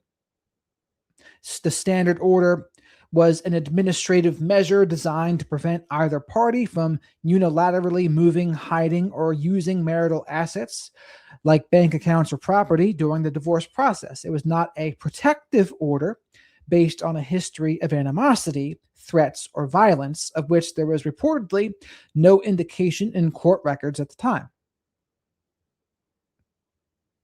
The purpose is to preserve marital property and finances until the divorce was finalized. Yeah, I mean, so that makes sense. So I was framing it wrong as a no contact order. That's not what it was. I just didn't realize there was such a thing as a standard mutual restraining order like they do have, and it might be something exclusive to Ohio. But again, subscribe, you'll know if there's a gag order, and we still get stuff anyway, right? Because the gag order just means that officers of the court can't speak. It doesn't mean that our First Amendment rights are taken away, or people who are friends in, connected to the case in any way. That's how journalists usually find information after the courts shut us down and police shut us down. So anyway, it's possible that this could be death penalty. Again, way too early. The guy hasn't even made a court appearance, but that is expected to happen Monday morning, January 12th. Cannot wait. But here I am Sunday night, January 11th, and I can tell you this, family and friends all got together today, and they had a visitation in Upper Arlington. After the visitation, they had a celebration of life at a place called Do Amici in downtown Columbus. I don't know if, Mo and Spencer are Catholic or if they wanted open coffins. I do know that since Mo was shot in the chest, she would be able to have an open coffin because you could cover that. I do not know about where the gunshots landed in Spencer. There were multiple, and there were 3 shell casings. So We haven't heard anything about that celebration of life, but that's a morbid thought anyway. Just seeing people so young in a casket's never pleasant. I was guessing that there were 2 shots to Spencer, 1 shot to Mo, but I don't know if this, killer, whoever it is, if it's the person they arrested or not, collected some shell casings on the way out. I don't know that yet. So this is very sad to report as well. All of it is sad, but today in particular, the family of Spencer and Monique Tepe shared a statement on the arrest of Michael McKee, Dr. Michael McKee. They thanked law enforcement. They thanked the community for tireless work in solving this crime, allegedly. And this is the quote, okay? And so here's another thing. There are some people who think if you're adopted, you can have an abandonment wound, which again, that's more of an environmental thing, right? That kind of abandonment wound. But it could track a little bit in this case too. You get the perceived abandonment, but I think in this case, it's really more of a loss of control than an abandonment, if I had to guess. But I could be proven wrong. The case proceeds, we trust the justice system to hold the person responsible fully accountable. Monique and Spencer remain at the center of our hearts, and we carry forward their love as we surround and protect the 2 children they leave behind. We will continue to honor their lives and the light they brought into this world. God, that's just, I can't even imagine writing it, releasing it, living it. There's also something else I want to share with you. We received a lot of comments and 1 phone call. Thank you, whoever you were who called. You watched the podcast. You tracked down a number for someone connected to me who forwarded your message, but you didn't leave your name. But thank you for your information. A lot of you commented on that last episode that was on this case about the body cam video, the one that showed the officer responding to the wellness check and going to the wrong house.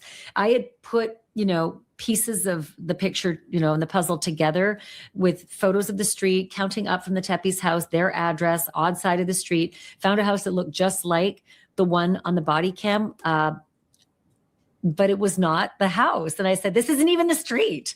This cop didn't even get the street right. And as it turns out, you guys who commented and the caller, thank you, you were right. The cop went to 1417 Summit Street. What? Summit Street doesn't even sound like North 4th, right? 1417 Summit Street. Mo and Spencer Tepe lived at 1411 North 4th. And so 17 would have been 3 houses up, and 3 houses up was an older house with a staircase on the right and a porch. And that was not what this cop responded to, which was why we all came to the same conclusion. And now we know. Thank you for those of you who crowdsourced that. So now I just want to talk to you a little bit about going forward in this case, because there's a lot the police are doing quietly right now to continue the investigation. You don't make an arrest until you have enough for probable cause, right?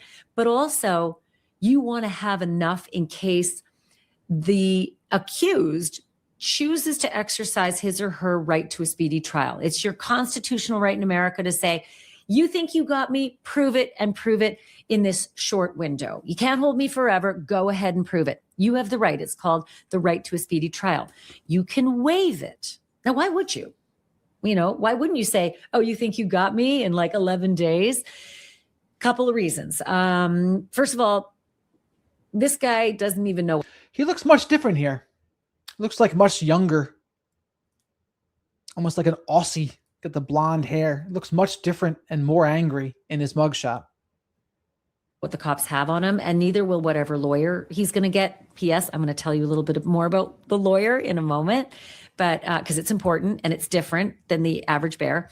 But the lawyer's not going to know about discovery for a while. They're not going to know what the cops have on him. And at this point, if he thinks he's covered his bases so well, he could say, we're so early in this case, I don't even think you have enough. I think you only have probable cause, but that a jury's going to say, it's not enough for me to leap towards first-degree murder. It's like a parlor game, right? But if you know that you screwed up and you know that they've got a fair bit on you, then you're going to opt for more time because you. So time out. We're going to skip to something else because I think it might answer the question of how he broke in. And honestly, Ashley's kind of boring me here, to be honest.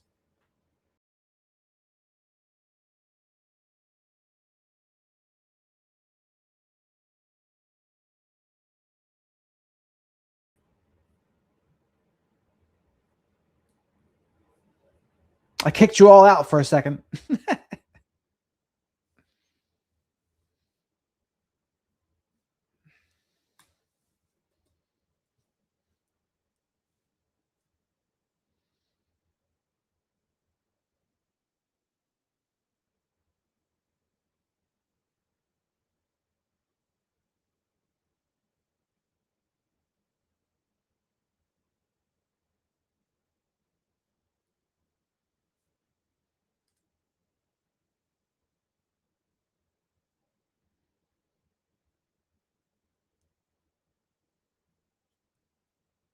Okay.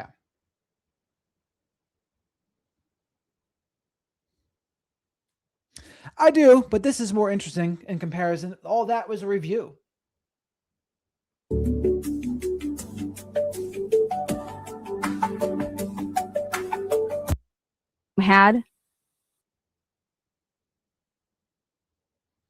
Welcome again back to the transparency. Tepe murders. Spencer installed Yale Smart locks, and they had Simply Safe home security. Take a look. Here you go. This is the build a model. This is a replica of what the Tepe home had. We're going to talk about it. We're also going to show you this is the question. Regardless on who committed the crimes, how did they get in? But not only did how they get in, it's more in depth than that. The smart lock, okay, you could handle from an app. You could, if you had a hub, which they had Simply Safe, so it was a hub, so you'd be able to use your Simply Safe base. This thing is the loudest thing I've ever heard in my entire life. Okay, I set it off one. And this is good for everyone to know, just for their safety, by the way. Just knowing the possibilities of what people might do, you can learn about it and then better protect yourself. And we can still go back to Ashley's video. I just thought this video might be, and her other one might be a little more on point for things that we don't know yet. Once on accident and I could not get it to shut off, then I unplug it. That does not stop it. I put it in the wash machine just to like close it, see if that would just, because I had to figure out what the heck was going on. This was the loudest thing I've ever heard in my entire life. But this is a Simply Safe. This is the hub base, and you can connect 100 different type of monitors to it. Okay.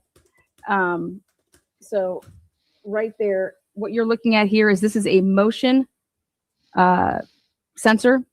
So Simply Safe provides you with, there's 2 different ones here.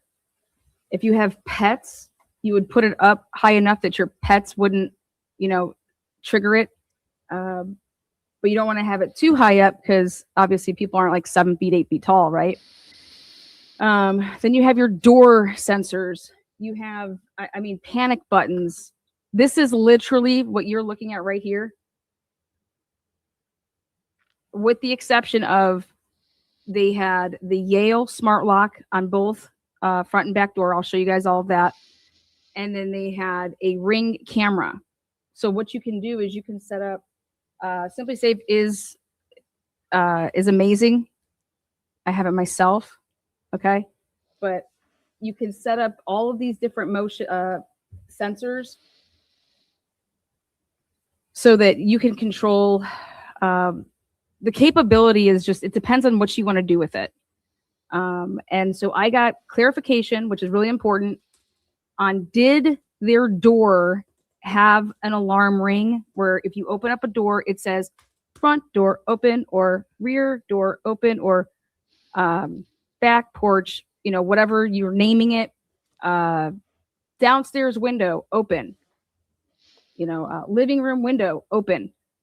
That's what these sensors are.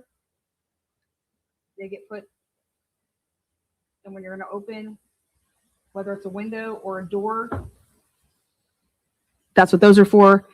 If it gets open, that's giving it that chime. So I got clarification, and Monique's house, Spencer's house, if you opened up that door, ladies and gentlemen, it alerted. It said, front door open, back door open. Why this is so important is, let's say that you didn't lock your house. You didn't lock up that night. That's not going to prevent that base. And it's a speaker. You can see here, it's a speaker. It shouts it out. Okay. It shouts it out to you. And you can put on the decibels on how, this is so loud, but you can put it on whatever you want. So. And think about that for a minute too. Just you're breaking into a home of an affluent person's house in the middle of the night. You're risking an alarm going off unless he had the wherewithal to somehow disconnect alarms somehow or something. But there's all sorts of things that you think could have happened, right? An alarm, police get automatically called to the house, but instead nothing. Interesting. That's number one. I wanted to know, hey, I know they had Simply Safe, but was it truly set up? Not only did they have Simply Safe, but they had Yale smart locks. So let me show you what Yale smart locks are. I'll show you this video. It's not that long. I just want you to see how this works. Here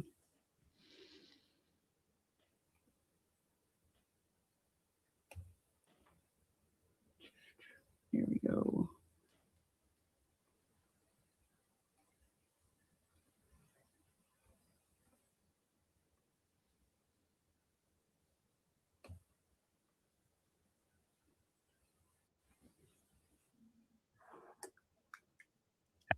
Okay, powerful enough. Let's demonstrate using this entry sensor.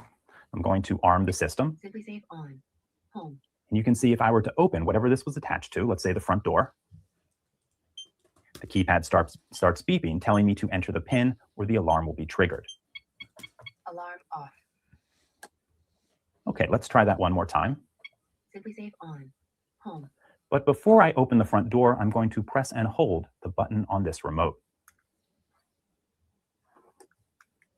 As you can see, I opened and closed the front door, and Simply Safe had no idea. Let's try that one more time. Now, in my testing, sometimes the system detected the Now, yes, I've been hearing many people say it was a non-compete for him to be that far away from his office. But I asked people where they heard that. No one told me where they heard it from. But that's what multiple people said in the comments. Woo, Lana, what do you got for us today? Lana, what do you got for us today? Well, guys, I am determined and was determined to figure out how in the world, this house was, the White House I call Fort Knox, the Tepe's house, a close second here, they had their Ring camera. They had, they were protected by Simply Safe. You could have, I have right now 3 cameras, probably, 3 cameras on me right now based on the different angles, I guess. But they were protected. They had their smart locks on their doors. So how does somebody get in? How are you going to be able to get in? Well, I was amazed when I saw, I said, what is this? So I was doing some research on this specific brand. And I wanted to know for myself because I have Simply Safe. I was like, I want to know about this, okay? This, however, is a little 433 megahertz remote. You can get them on Amazon or eBay for about $2. And even though it's not very powerful, it's powerful enough. Let's demonstrate using this. And yeah, there's a Michael timeline here. I kind of thought she would come to a conclusion about what he did, but it seems like I was mistaken.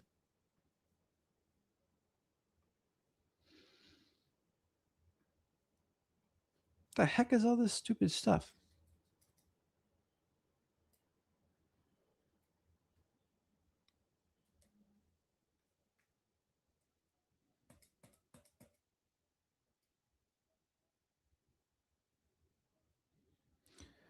What?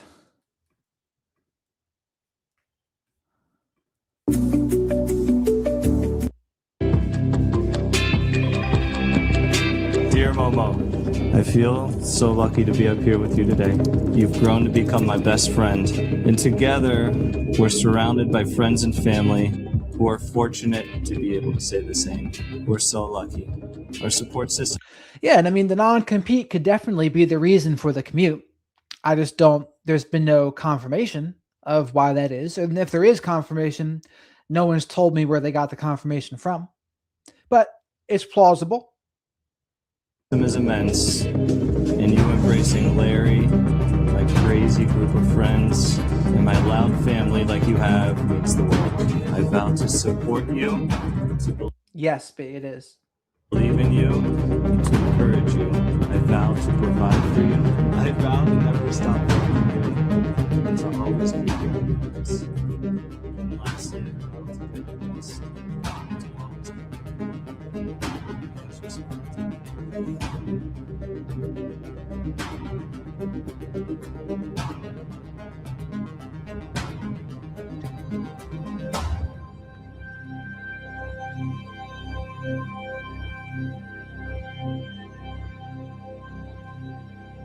Me personally, I'm not really a fan of the wedding videos myself. I would feel awkward and just like icky.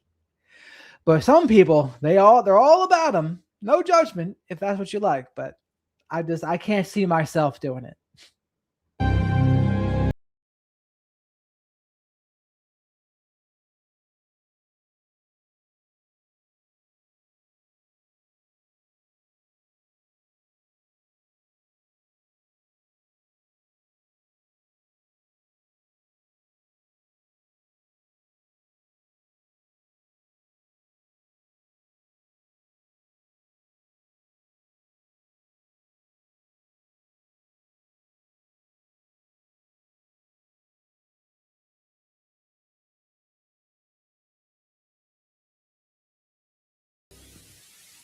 All right, what is up, guys? Welcome back to Truth and Transparency. Tonight is Sunday night, all night. I'm going to be sharing with us. Here is your suspect, Michael McKee, 1986 to 2026. Here we go. Michael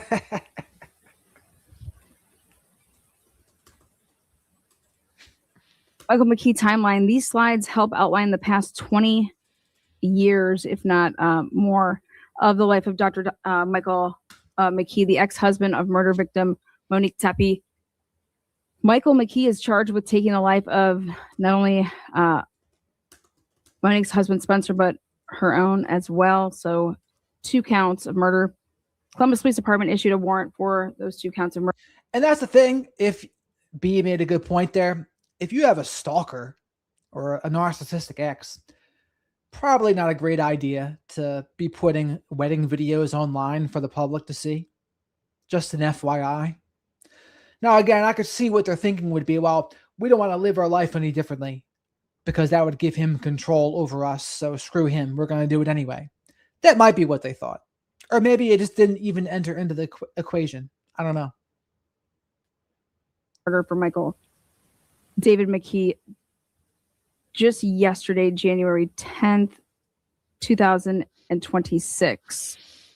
The charging documents state that McKee was in Columbus, Ohio at 3:52 a.m. on December 30th, 2025, and committed the heinous act while the couple were sleeping at their home with their 2 small children sleeping nearby in other bedrooms.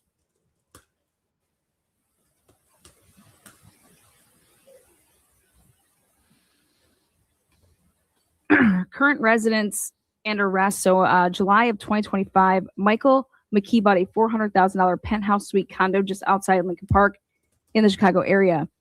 Then it would be about 6 months later, January 10th, 2026, Michael McKee was booked and arrested in Rockford, Illinois, roughly an hour and a half away from his home at around 11 a.m. on January 10th, 2026. We're going to take us to this property here.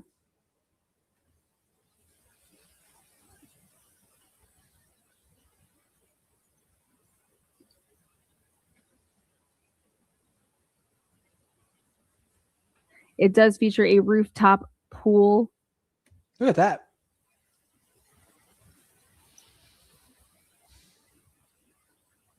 And then this Rockford address, Roxbury Road, Rockford, Illinois.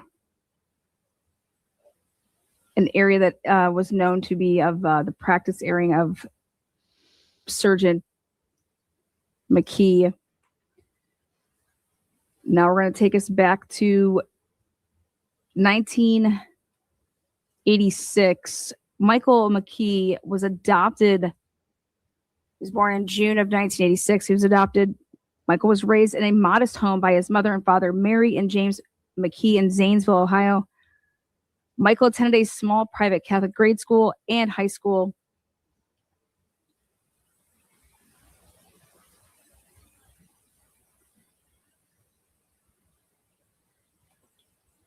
Bishop Rosecrans High School. Michael McKee graduated there in 2005. He was on top academically in his class. He was not valedictorian, though. We double checked that, and he was not. Now a couple. Here's a outline or a look closer up of Bishop Rosecrans, small Catholic private school. So in the future, with these truth and transparency videos, I'm going to have to pre-watch them because it seems like her style isn't conducive to how I go over videos. She's not like a Brian Etten where it's like bing, bang, boom, or even Ashley to an extent. So I'll have to like go through them and pick and choose the good parts so I don't waste your time.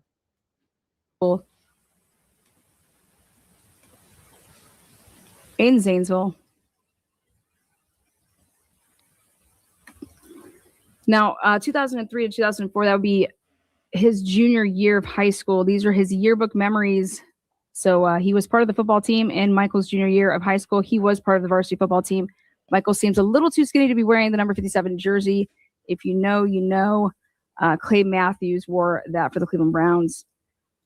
I've put out some pictures over the course of time, and that would be his football photo that you guys have seen. Basketball, he did play varsity basketball as well. I couldn't find any big-time articles, but he did wear the number 24. And no, he's not the white Kobe. In addition to his football and basketball playing days, you can add to the ticket the debate days. Michael also made time for the debate team like Zach Morris did at Bayside High. Michael had great performances at the mock trial that year. His Zach Morris reference. We're Saved by the Bell. Principal Belding. Who is your favorite Saved by the Bell character? Senior year would be 2004, and then 2005 he would have graduated. So in addition to junior year, accomplished. So this is the timeline of Michael's life. Like I said, there might be some interesting tidbits in here. The problem is just she kind of goes over it in a more of a researcher pace as opposed to the other videos I go over. In his senior year football basketball debate, Michael McKee was voted student class president by his peers, according to two sources, and then another source was like, I don't know if that's accurate. If we have reason to believe that that would change, that's the only thing that would change on this slide. Scholarship monies. Michael McKee was awarded some scholarship monies after high school. This is now a developing story, and we're going to look more into it.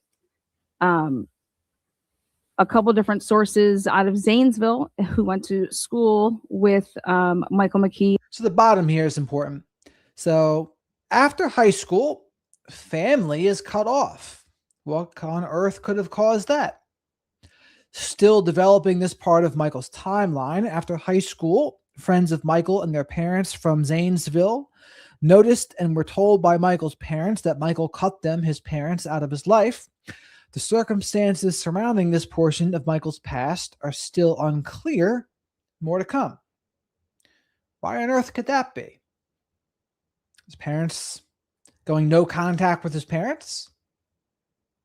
Between the grades of first grade to 12th grade during that time. And it's still developing to this story right now. But after high school, friends of Michael and the parents of those friends from Zanesville noticed and were told by Michael's own parents that Michael cut them off, as in his parents, out of his life. The circumstances surrounding this portion of Michael's past. Michael and Monique met 2009. He receives his bachelor's in June, biology and science, from the Ohio State University during Michael's undergraduate. This is interesting here. So 2009 is when they met. And 2017 was that divorce. But in reality, it's a little before that because they were really apart for over a year before the divorce was finalized. But either way, that's 7 years in each other's life. It's kind of a long time. I mean, when you're 39 years old, 7 years is what? Just a little bit under. Well, when they met, if he was 39 now, in 2009, he was 23.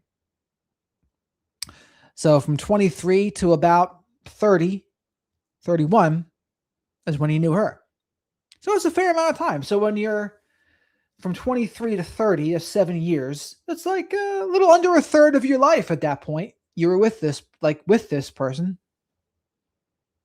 Time at the Ohio State University, he meets Monique Tepe, and they actually had mutual friends. She became friends with, obviously, some of his friends, and to this day, there is a really good friend from his past that I went and noticed that was also still currently on Monique Tepe's friends list. Michael McKee accepted into OSU's College of Medicine. Michael obtained his bachelor's degree, as I said, in 2009, and then he got his MD from the Ohio State University, graduating from the medical school in 2014. Ohio State is one of the largest campuses around. So 50,000 kids, if not more, for undergrad. Speeding tickets in Ohio, and I actually peppered in some Virginia speeding tickets. Now, Michael McKee's addresses were able to be located thanks.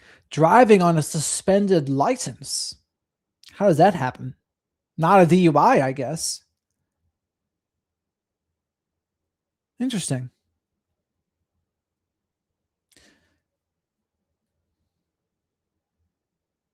To his lead foot while driving. He bounced from different addresses within the Upper Arlington Grandview border next to the Ohio State University medical campus while obtaining his doctorate. So April 4th, 2009, he received a traffic ticket in Ohio. I did obtain the address on that ticket. That's how I was able to see that he loved the quarry. He moved around and jumped around at different apartment numbers in the quarry. 7/31, 2011, seatbelt ticket. Again, we're able to obtain a address on that ticket. 9/1/2014 traffic ticket.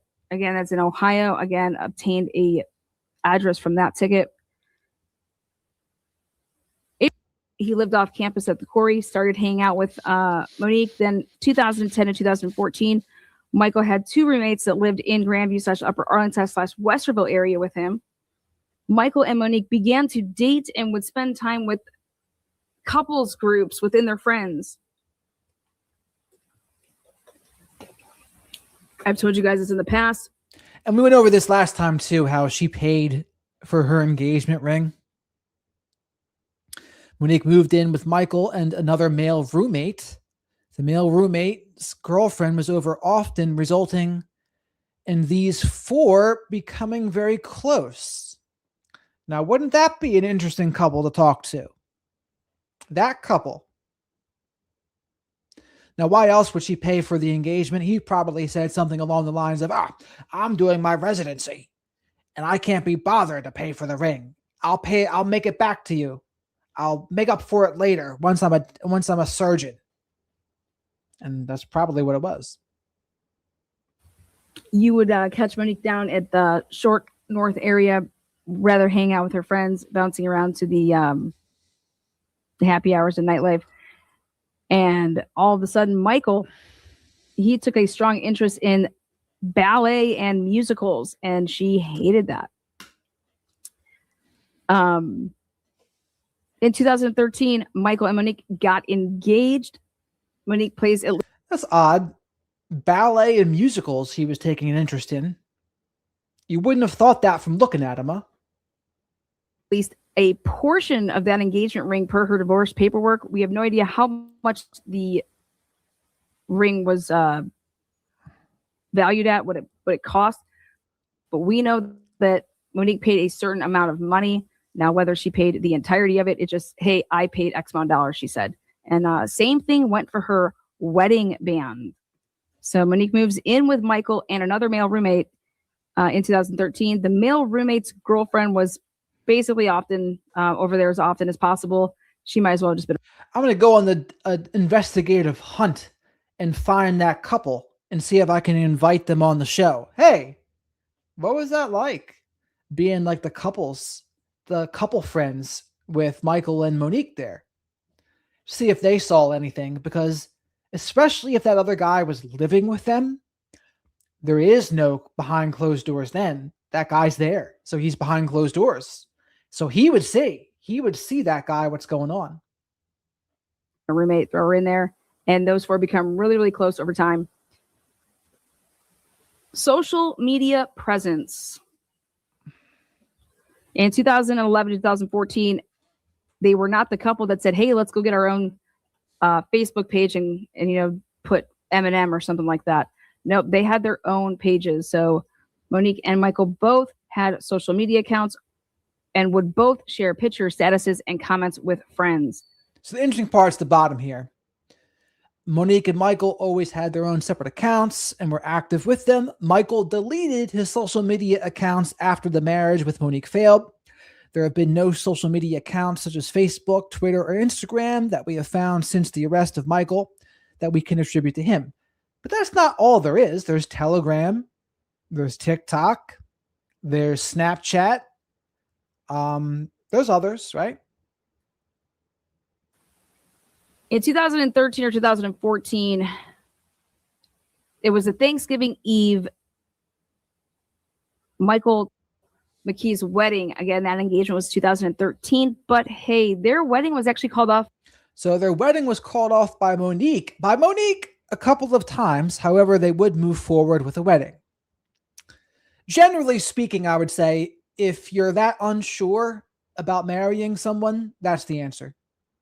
That's the answer. If you're like back and forth about it, with someone who's good for you, I think you're going to feel a little more sure of your decision.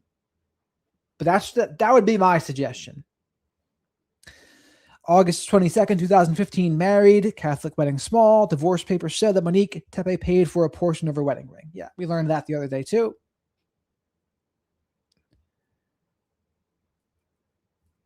Virginia without her. He lived out of his car and showered at the hospital. Now, why would that be? Now, let's read this. In August, after the Columbus wedding, Michael drove to Virginia without Monique. She followed about a month later when the house was purchased and closed on with the keys in hand. When in Virginia without her, he lived out of his car and showered at the hospital. As this is before they move into a house, I guess, or an apartment. September 14th, 2015, first home purchase between the two. Only Michael's name was on the house deed. That's interesting. Maybe about control, perhaps, or for tax purposes. December 1st, Christmas as a married couple.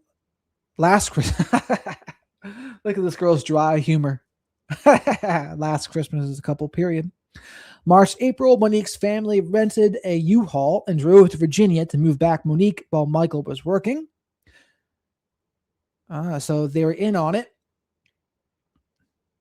And this would explain why they would say something along the lines of, oh yeah, we were not surprised and we were expecting it, if they had to like help her out, get out of the situation. Because what do we say to people that are in trauma bonds?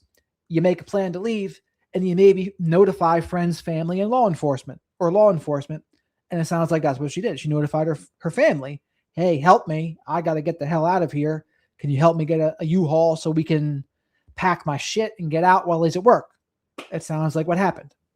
August 2016, Michael told Monique he was always going to be in her life. Controlling. And when he was done with his residency, he would have $500,000 to spend on her and buy a house next door to her. What does that sound like? Control. You can never leave me. You can never do as you wish. You can never be your own person. You are under my control. You can never get away from me. Troubling. That's all narcissistic behavior right there. August 2016, Monique told her friends if Michael's headspace didn't change, she would need to file for a restraining order down the road. Understandable. In September, actually that date is wrong. It's September 5th. I'm sorry, September 11th, 2015. First home purchased between the two of them as a couple, married couple together, but only Michael's name was supposed to say. Now, this Virginia house goes up for sale 7/31 of 2015. And this should give you a little insight into Michael McKee. The house goes up for sale 7/31, 2015. So it's available for them to purchase. They're going to have their wedding, okay, in August of 2015, right here. Wedding on 8/22/2015. Mike then is going to be driving to Virginia and he's going to live in his car versus finalizing the price for the house. All of this behavior sounds extremely toxic and controlling. Definitely narcissistic. But again, what do I think is important? Narcissistic operating system is what is important.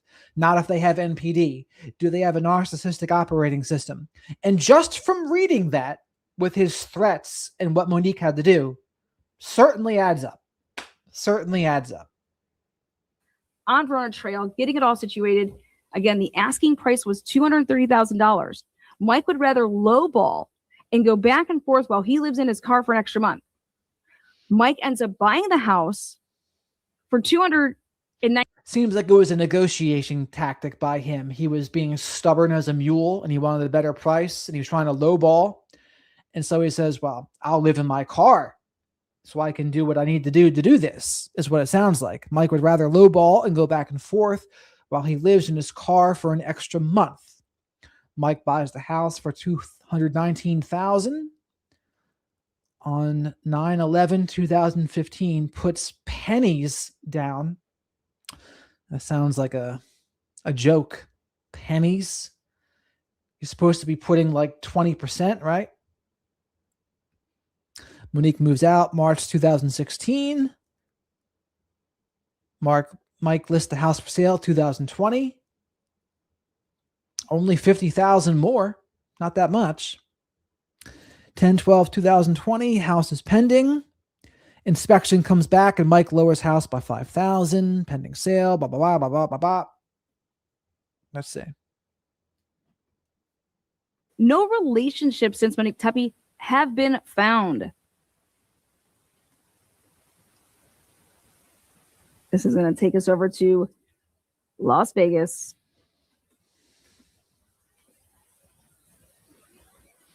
I thought it was really interesting that the building that he would just happen to be in Las Vegas, there was a dental practice, and it was called Smiles for Life Family Dentistry, right where the Elite Vein Center is.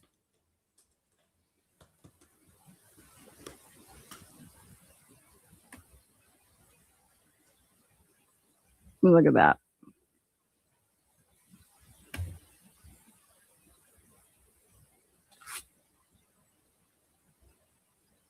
Taking us back here to 2100.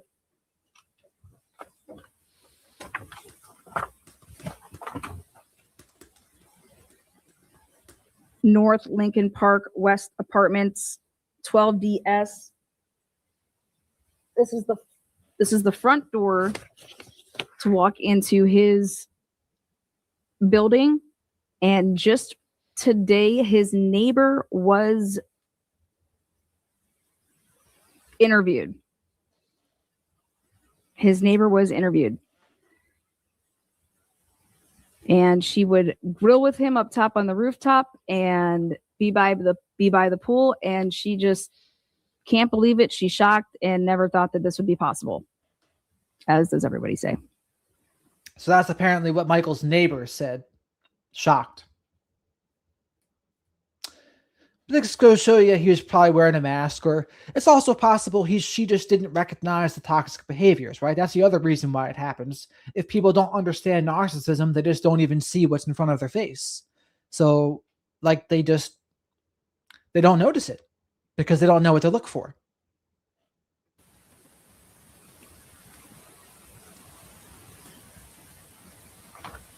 Okay, again, Illinois Living and Practice, 2023 to present date. We have him licensed to be practicing in Illinois.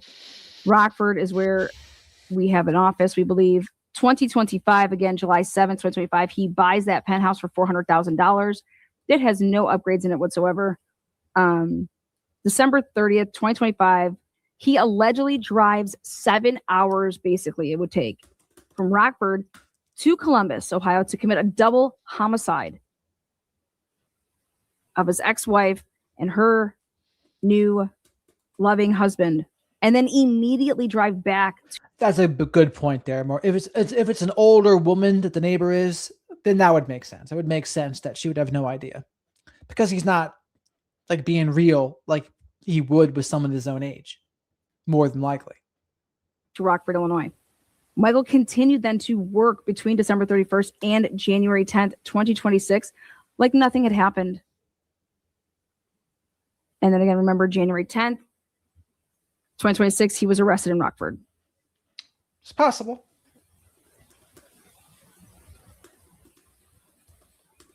Now, this timeline will continue to update as time goes on, as new information becomes available. But this hopefully gives everybody a nice picture of who is Mike McKee, and basically who he is a ghost. He's a ghost.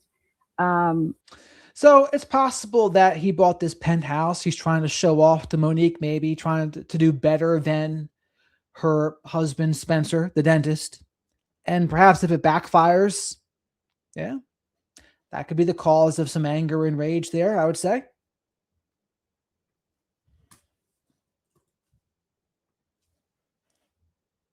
Because you and your lawyer are going to have to do a fucking Everest climb to get past what the cops have on you. And that's going to take teams and teams of people, or researchers or junior analysts in a law firm, to help find things that can help give just a little bit of reasonable doubt. especially if it's death penalty, because some That's interesting, Tigress. This is something interesting to go over, if you don't mind me talking about it. She said, my therapist is really frustrated with me, calling out my narcissistic coworkers due to my hypervigilance, calling me a pathologizer. Now, to me, the only issue might be how you do it. Like that, like how would you do it? Right? Because I think there's a way to call out behaviors that's different than being a pathologizer. There's no reason to being a pathologizer isn't necessary. Like you can think it, oh, this person's narcissistic. But in actual practice, it doesn't really help to say that. Like they're not going to agree with your assessment. Very rarely will they ever, right? They're going to just deny it. So what I would recommend is you call out the behaviors, whatever they are. That would be my suggestion. Yeah, Ashley's letting the F-bombs loose. Her nice little hotel room's letting her have a loose tongue here. Boom. sometimes you're just looking at saving the guy's life and not even finding him, not guilty. But so the right to a speedy trial, that's going to be a parlor game for this guy. It's all in his court, right? It's all in the defendant's court. I think he's probably not going to, exercise the right to a speedy trial. I think they've got a lot. You get someone in 11 days, you got a lot. But that brings me to what they're doing now. Because even though they have him, they don't have it all. You can't have it all in 11 days. You need to get so much more evidence, right? And, it's really interesting how juries work. They can usually, cast one thing off as a coincidence. They can usually say like, yeah, well, but, it could have been this or something else. But once you start lining up all the coinky dinks, it gets a little harder to say, well, that's like 8 coincidences now. Okay, that's 10 coincidences. Oh God, that's like 20 coincidences. It's starting to be a little more reasonable that these aren't coincidences. So that's why the investigators are going to grab every little F. And B, this is absolutely correct. I mean, it is trendy and people throw the word around, but I would never recommend to people to do it. I would say there's no use to do that. It's not about the label. It's about the behaviors. I mean, you could say I'm a hypocrite because I talk about it all the time, right? But I'm also not talking about specific people really and saying it to someone. I'm talking generally. So I'll generally speak about narcissistic behaviors and what people like that do so that people can recognize those behaviors and understand what they're dealing with in their own life. But I would never recommend saying, oh, look at you, you're a narcissist. Look at you, you're a borderline. Look at you, you're a psychopath. It's just not helpful. Doesn't help anything. Piece of evidence they can. It's also why they tell you no piece of information is too small. It can be tiny, but in a big pile of stuff, it can be huge. It can be tiny and lead to something very, very big, right? Let's just talk about whatever the killer was wearing that night on his feet, okay? Because if this is Dr. McKee, they are going to be looking at any footprints in the snow all around the house and in the area, footprints in the snow and ice, okay? Compromised. And here's the thing.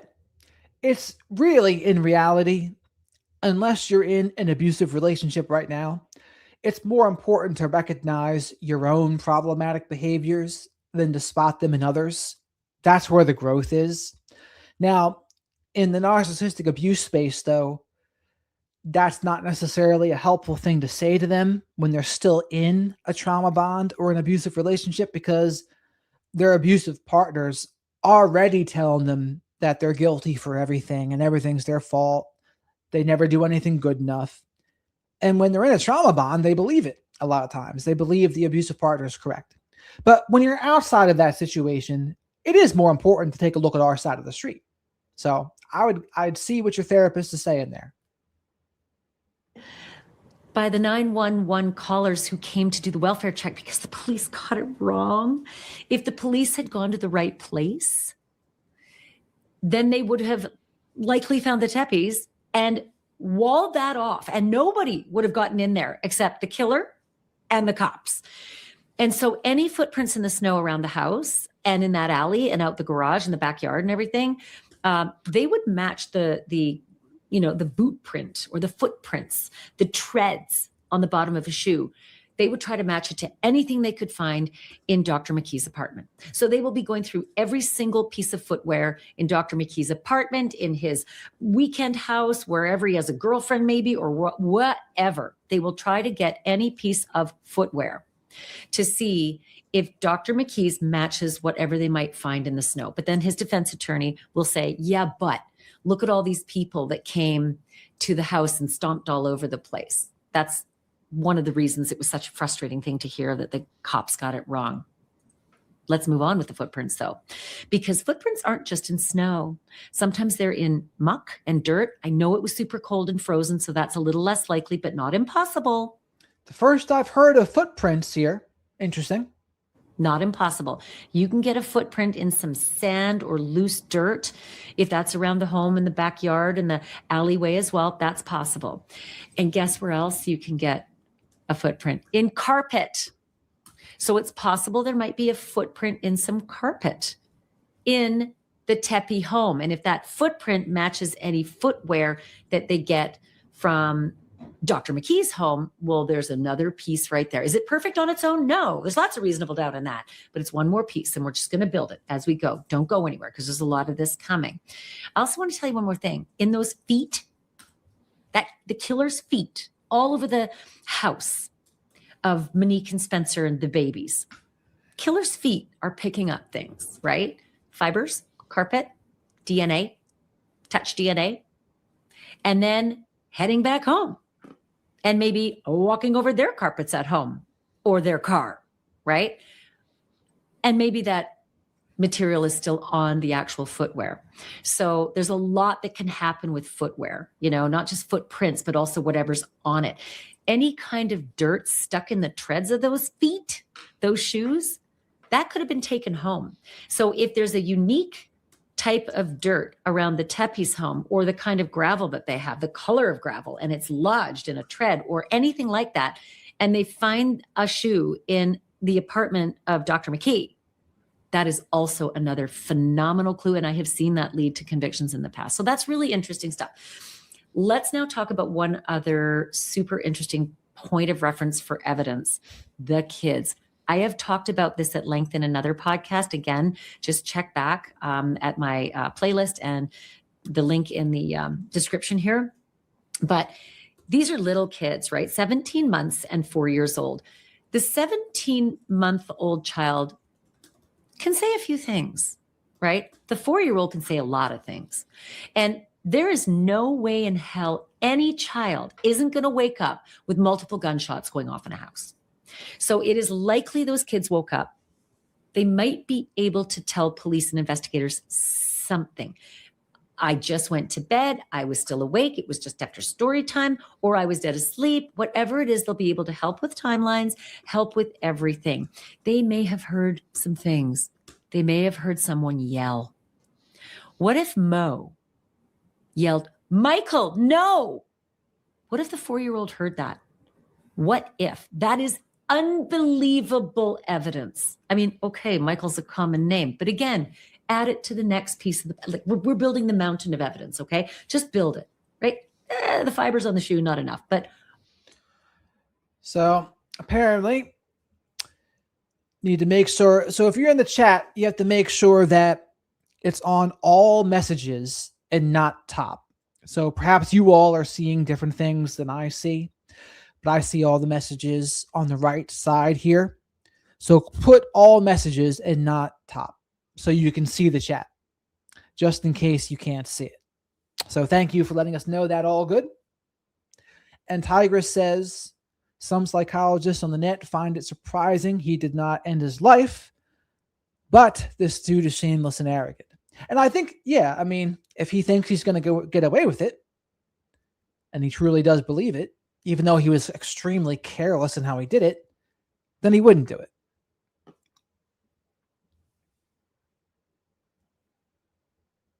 Michael, no. Okay.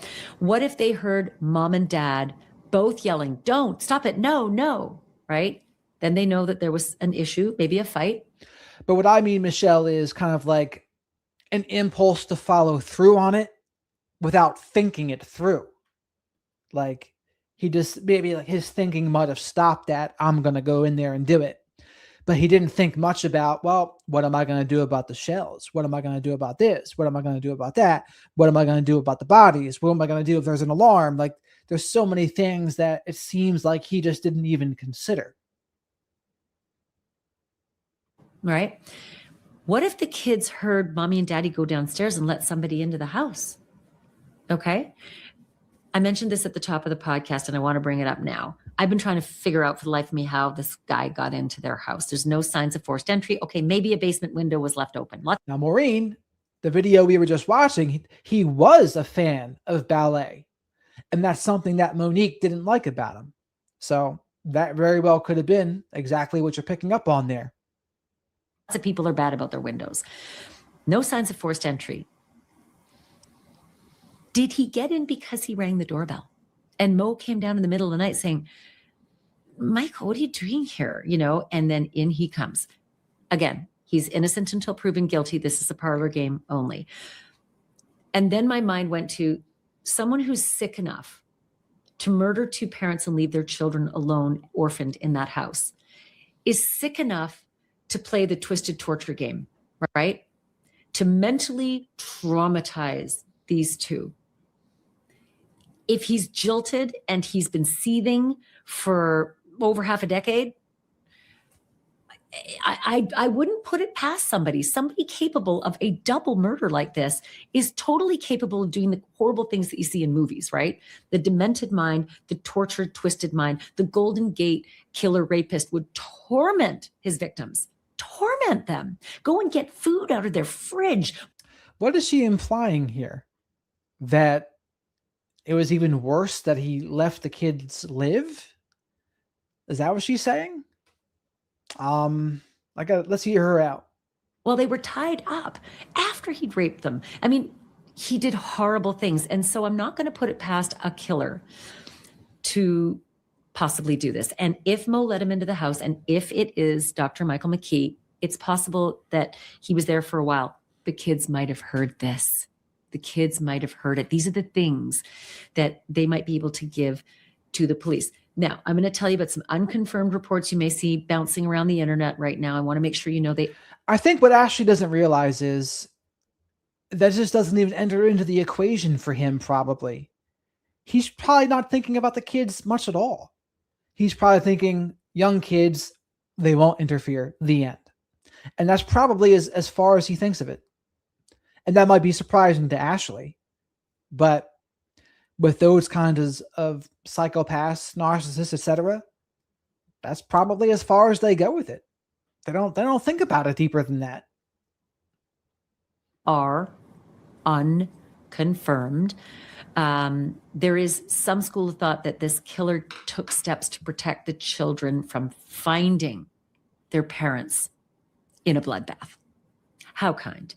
I don't know that that's true, but I think, as the case progresses, we'll find out if that's true.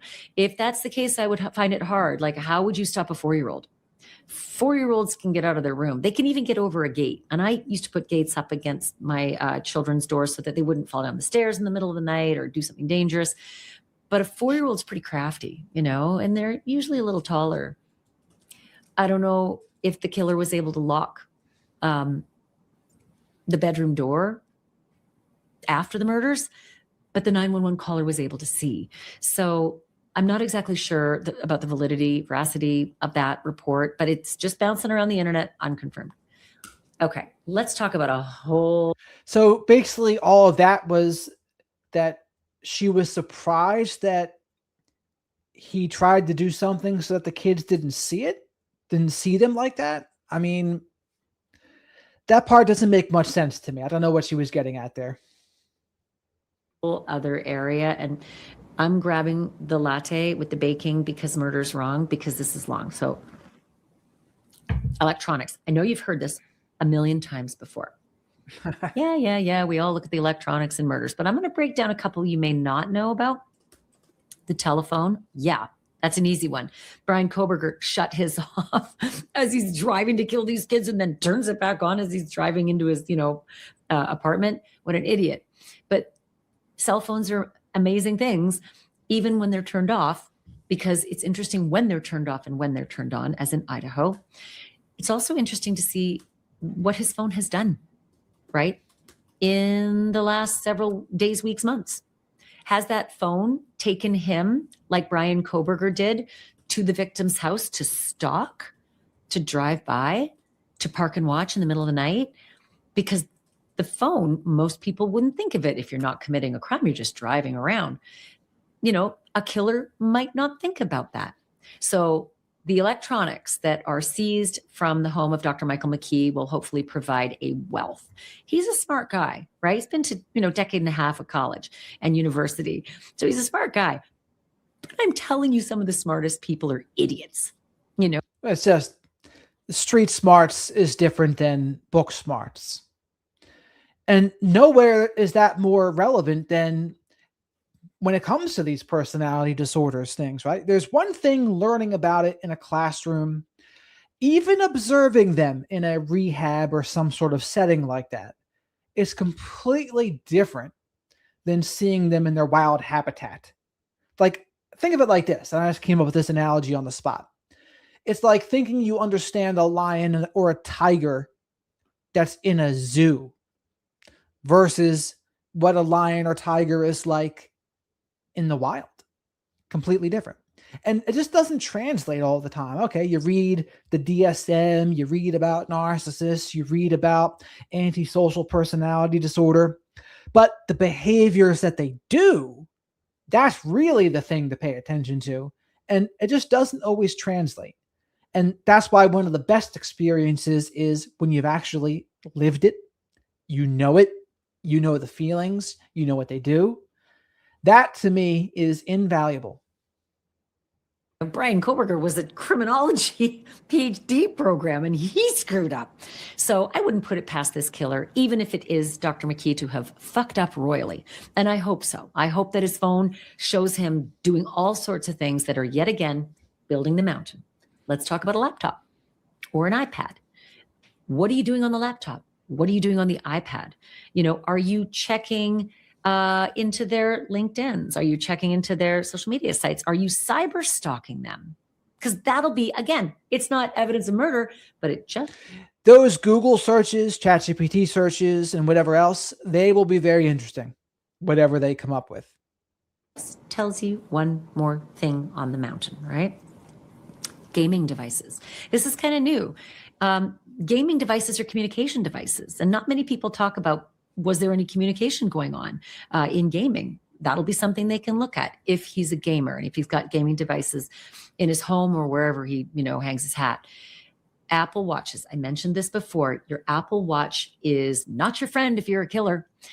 If this guy's wearing an Apple Watch or a fitness tracker, it is a frickin' popcorn trail, right? It will show you oftentimes where you've been, where you've gone, when your anxiety is elevated, your heart rate, your heartbeat. So that can be two different things. I told you it could have been Monique and Spencer, terrified and then dying and their hearts stopping, but it could also be the killer. Because I don't care who you are, especially if you're not a seasoned killer, you are fucking freaking out if you're pumping bullets into people. You are raging inside, right? And you are terrified and your blood is... I mean, that's not always true. There's people that are psychopaths, they might not be raging inside. They can do it cold and calculated. So it sounds like she's making the mistake of thinking all people are the same. All people have like a baseline of humanity.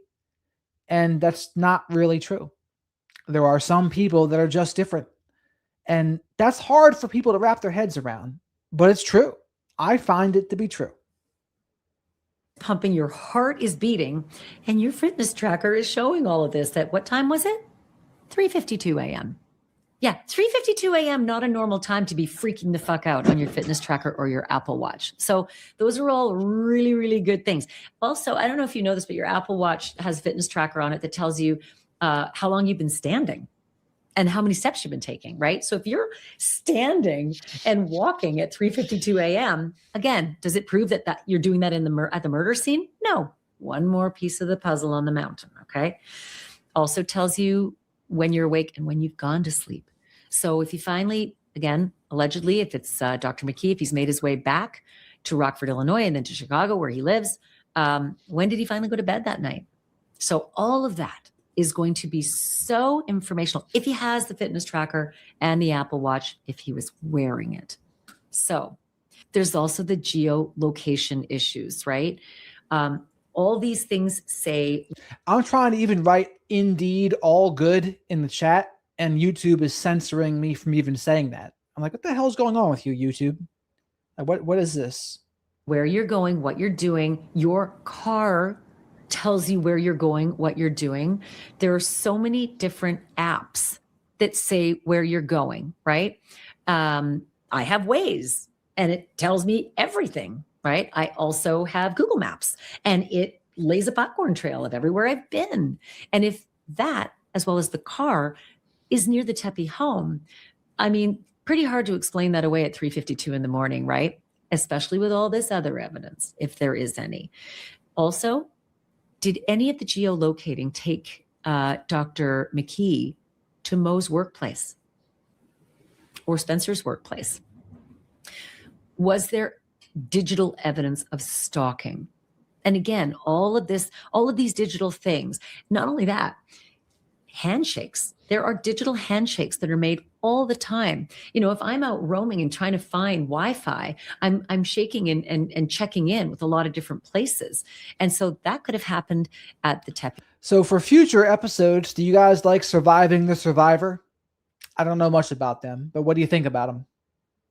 Home as well. It could have happened to places near the Tepe home. So many things that killers don't think of. But your electronic movements that night, as well as all the other nights and days, that's going to tell a very big story about what you were doing prior to this killing, if in fact you're the killer, Dr. McKee.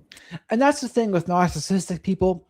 They all have their preferred version of narcissistic supply or fuel. For some people, it's money. For some people, it's sex. For some people, it's just controlling others in relationships. For some people, it's power and status. It just depends. But once you know what their fuel is, you'll see it. For other people, it's image. Sometimes it's the image of how they look and the compliments they get from that. For others, it'll be how they make their house look or how their family looks to the outside.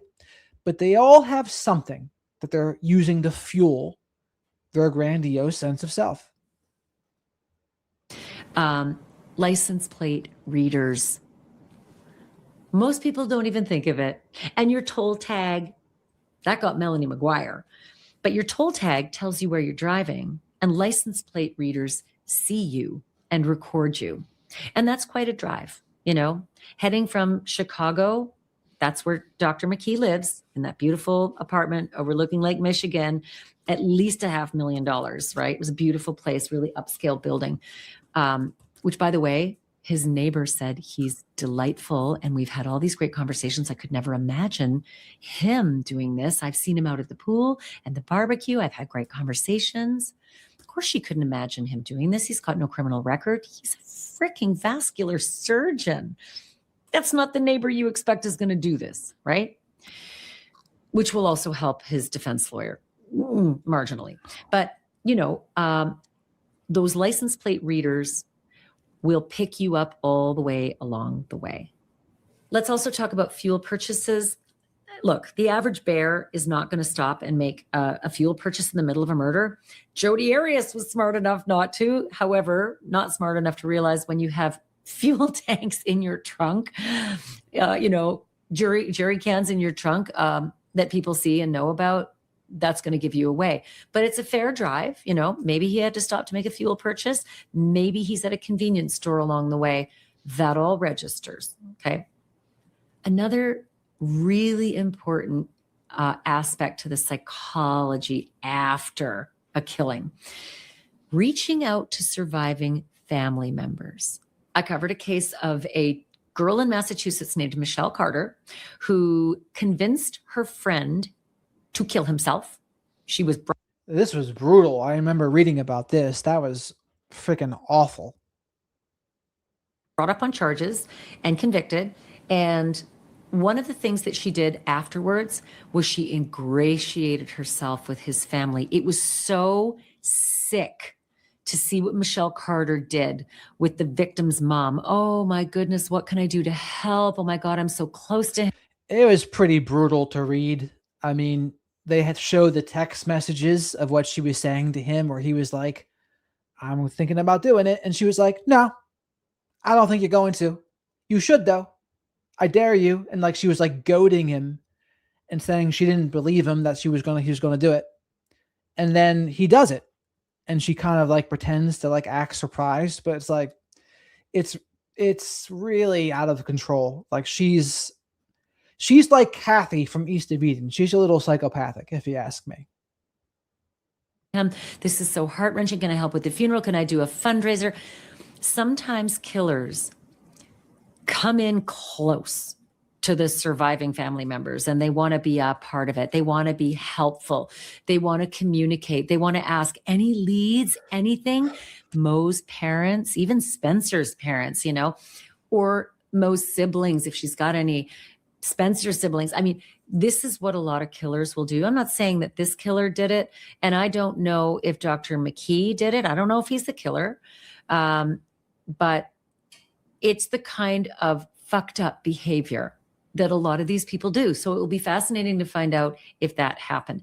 And I'm going to give you another unconfirmed report that's bouncing all around the internet. And again, nothing to prove this yet. There are some reports that he may have been abusive and that he did not want a divorce. I have not proven that yet. That has not come from official. I'm going to go ahead and say he was abusive.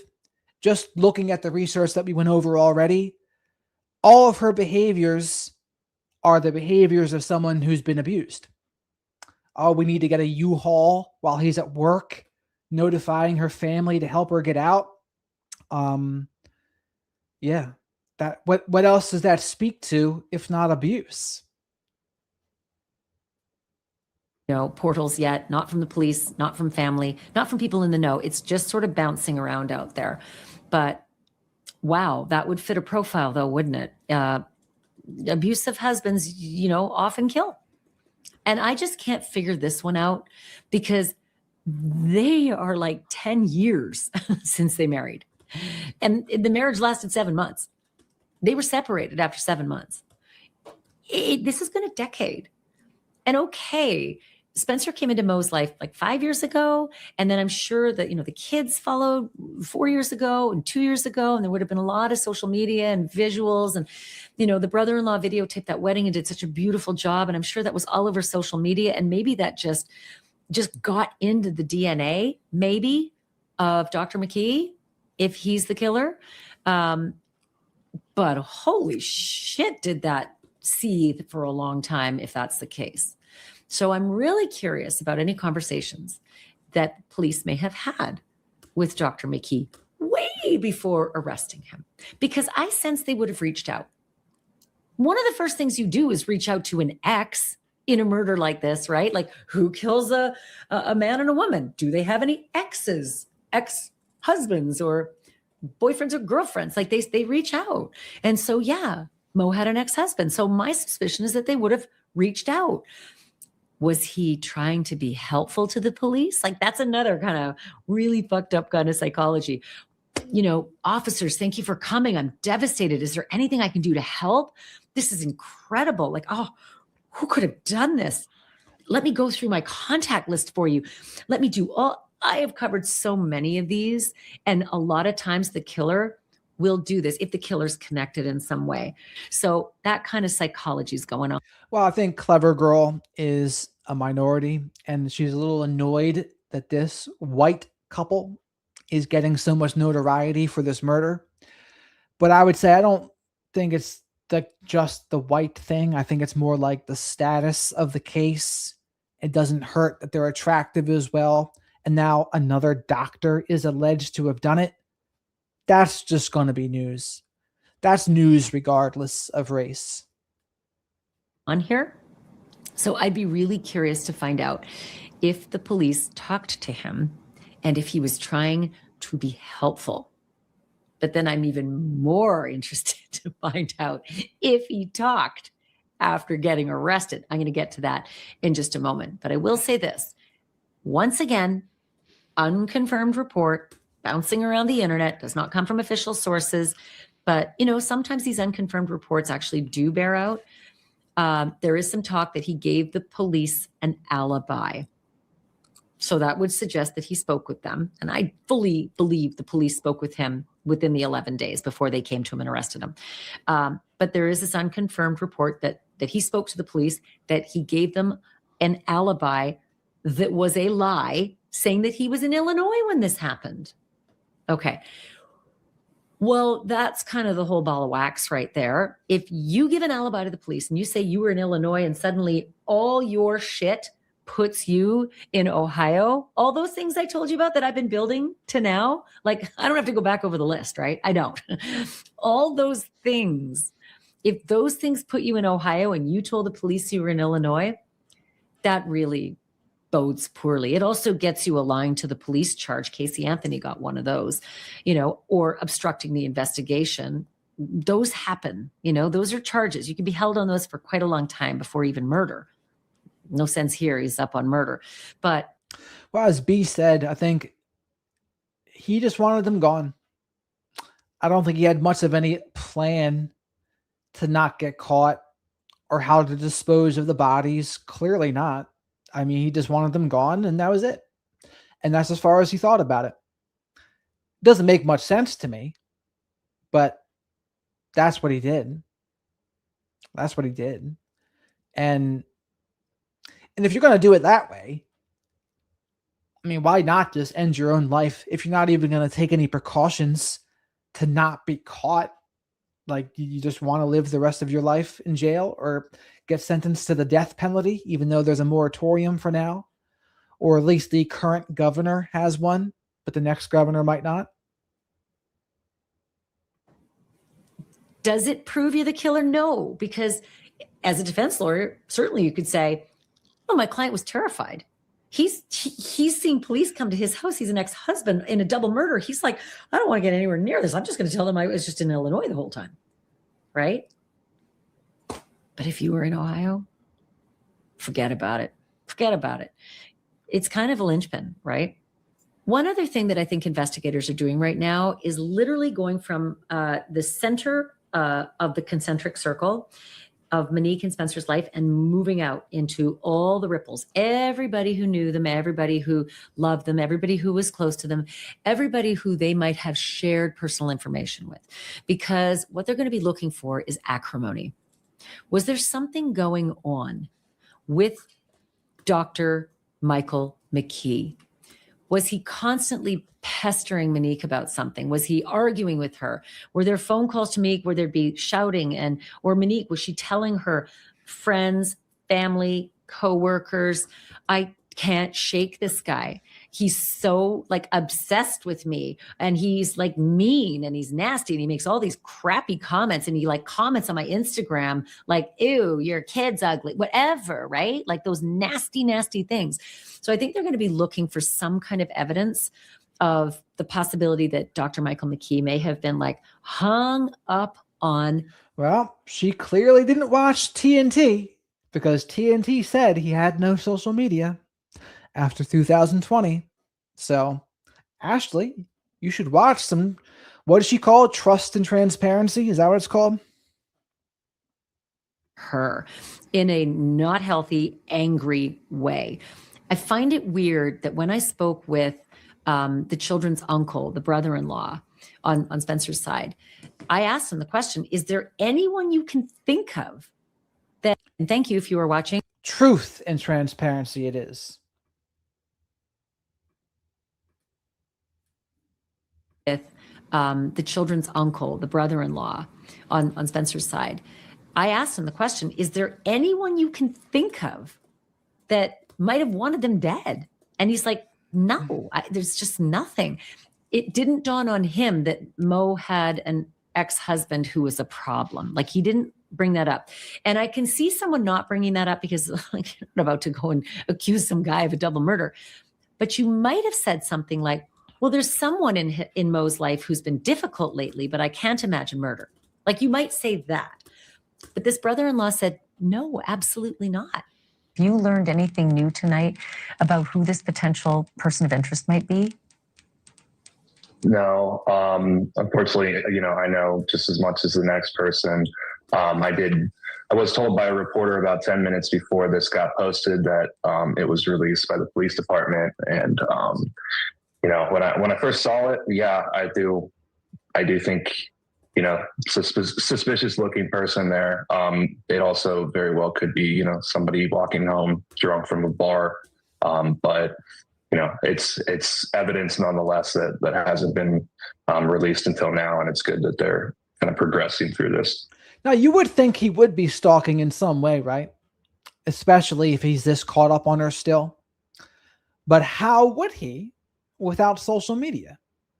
Now, maybe it's not about his own social media, right? It's just about maybe hacking her social media. I think that could be a possibility, right? But as far as we know, he didn't have any social media. And this is right between 2 a.m. and 5 a.m., which is the window they say they believe the shootings happened. Rob, do you or your family members have any idea who might have been capable of doing this? Did your family have any enemies? Did Spencer and Monique have any enemies at all that are known? Not that I can speak on or know of. I know. And this is what we went over last time, remember? And I commented on that line. I said, not that we can speak on is a lot different than no. Because that makes it sound like, yeah, there's something. But I'm just not at liberty to say right now. I have to bite my tongue a little bit, especially considering what happened. And he's probably in shock / grief right now.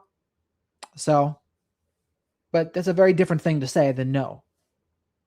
Know that they've had this massive community around him that they were just so well liked and admired by everyone. You can see in this picture that's kind of defines him. They were always smiling. They were always laughing. So it's really just unbelievable and shocking to all of us when we found out. I still, a week later, still doesn't feel real. I can't believe I'm like here talking about this. So. And so I kind of went on a different tack when he said that to me, but now yet again, unconfirmed report bouncing around the internet, not from an official source, may come out later, maybe, disproven. There's this report that Monique may have been afraid of Dr. Michael McKee, her ex, which would be just amazing given that many years that had passed. But it would not be that amazing at all if you understand narcissism and coercive control and abusive relationships. And if he's truly a narcissist or a psychopath, that would not be amazing at all. It would be par for the course. I can tell you, I've done a lot of volunteer work at women's shelters, and they're almost like prisons because of the length abusive men will go to get at that woman. If I can't have her, no one can. Think OJ, and so 5 years, 10 years may have been a blip in his life. He may never have quit her if he's the killer. Again, he's innocent until proven guilty. He isn't even arraigned yet. So there are a lot of things that police are doing. And by the way, I'm only halfway through. I have a list a mile long that I am going to bring to you in the coming days. But I first want to get to this arraignment. I want to hear anything that they may have tomorrow when he shows up in court. I can't wait to see him, just what he looks like, because oftentimes it's a little bit telling. I can tell you that Rob Reiner's son, Nick, he's just a shadow of his former self. He looks like an entirely different person than he did just a few years ago. Like, he has just physically transformed, and not for the better. And that may be the situation with Dr. McKee as well. I've been looking at a lot of before and after pictures, and this guy does not look the same at all. Look, He's 10 years older than a lot of these pictures, and none of us looks as good 10 years later. But this is a profound change in how he looks. So who knows if there's some kind of mental illness that Dr. McKee is suffering. If he's the killer, 100% there is, because nobody does that without being sick in some way. But if he's not the killer, again, full innocence until proven guilty. But I keep coming back to this. Why the fuck would anyone do this? Why would anyone with such a That right, B, and this is what you're talking about here. She's like, how could Jeffrey Dahmer do that to his victims? Can you believe it? Who would do that? It's like, duh. People like serial killers that are sexual sadists, people like that do it. missing life? Someone who has invested so much, 10 to 15 years of college. If he did the fast track, it would have been, I think, 12 or 13. If he did the long track to become, a vascular surgeon, 15. Why would anyone who's that learned, who's that skilled, who's committed to saving lives, who's committed to making the world better, who took an oath, do no harm, right? That's what doctors do. Do no harm. Why? How? If it's him, how could... This looking for logic for me in these kinds of things is just, it's not going to happen. It's just a waste of time. You're not going to see logic if you're just seeing it from your point of view. You have to put yourself in a psychopath or a cluster B person's point of view. You have to understand what their goals are, what they want. You have to understand what impaired empathy is and just total self-centeredness. When you can do that, and then add sometimes sex drive stuff in there too, add all of that combined, and you get this. Pathological envy, anger, rage. Like, it doesn't seem like she puts herself in those shoes. But perhaps it's just interesting for the people that, they can't relate to those kinds of people, so they relate to Ashley's explanation. Could he have gotten to this point? How could he have done this? How could he have decided? Even in the long drive there, was there not a point, if he did it, that he thought, what the fuck am I doing? And I think that is one of the reasons why we are all obsessed, completely obsessed with this true crime.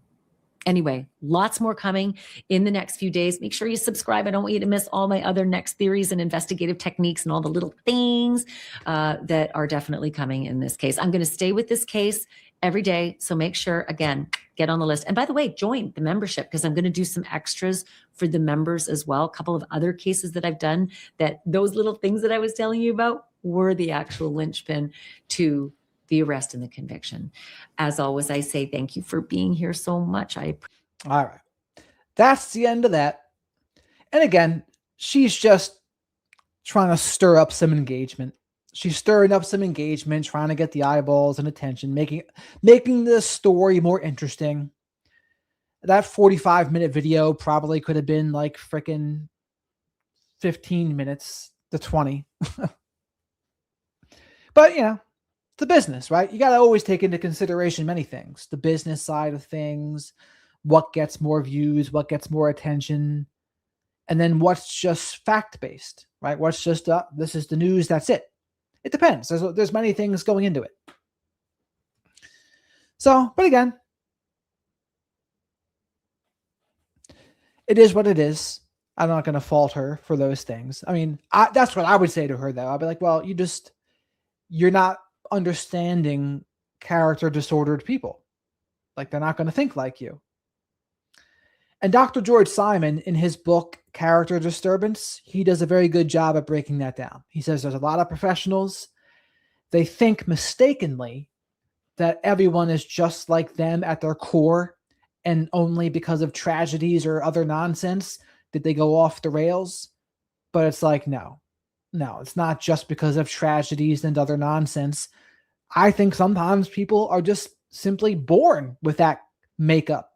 They're born with that makeup, and that explains it more than anything. It's in the genes, and they're just different from the start. To me, that's a better explanation to me.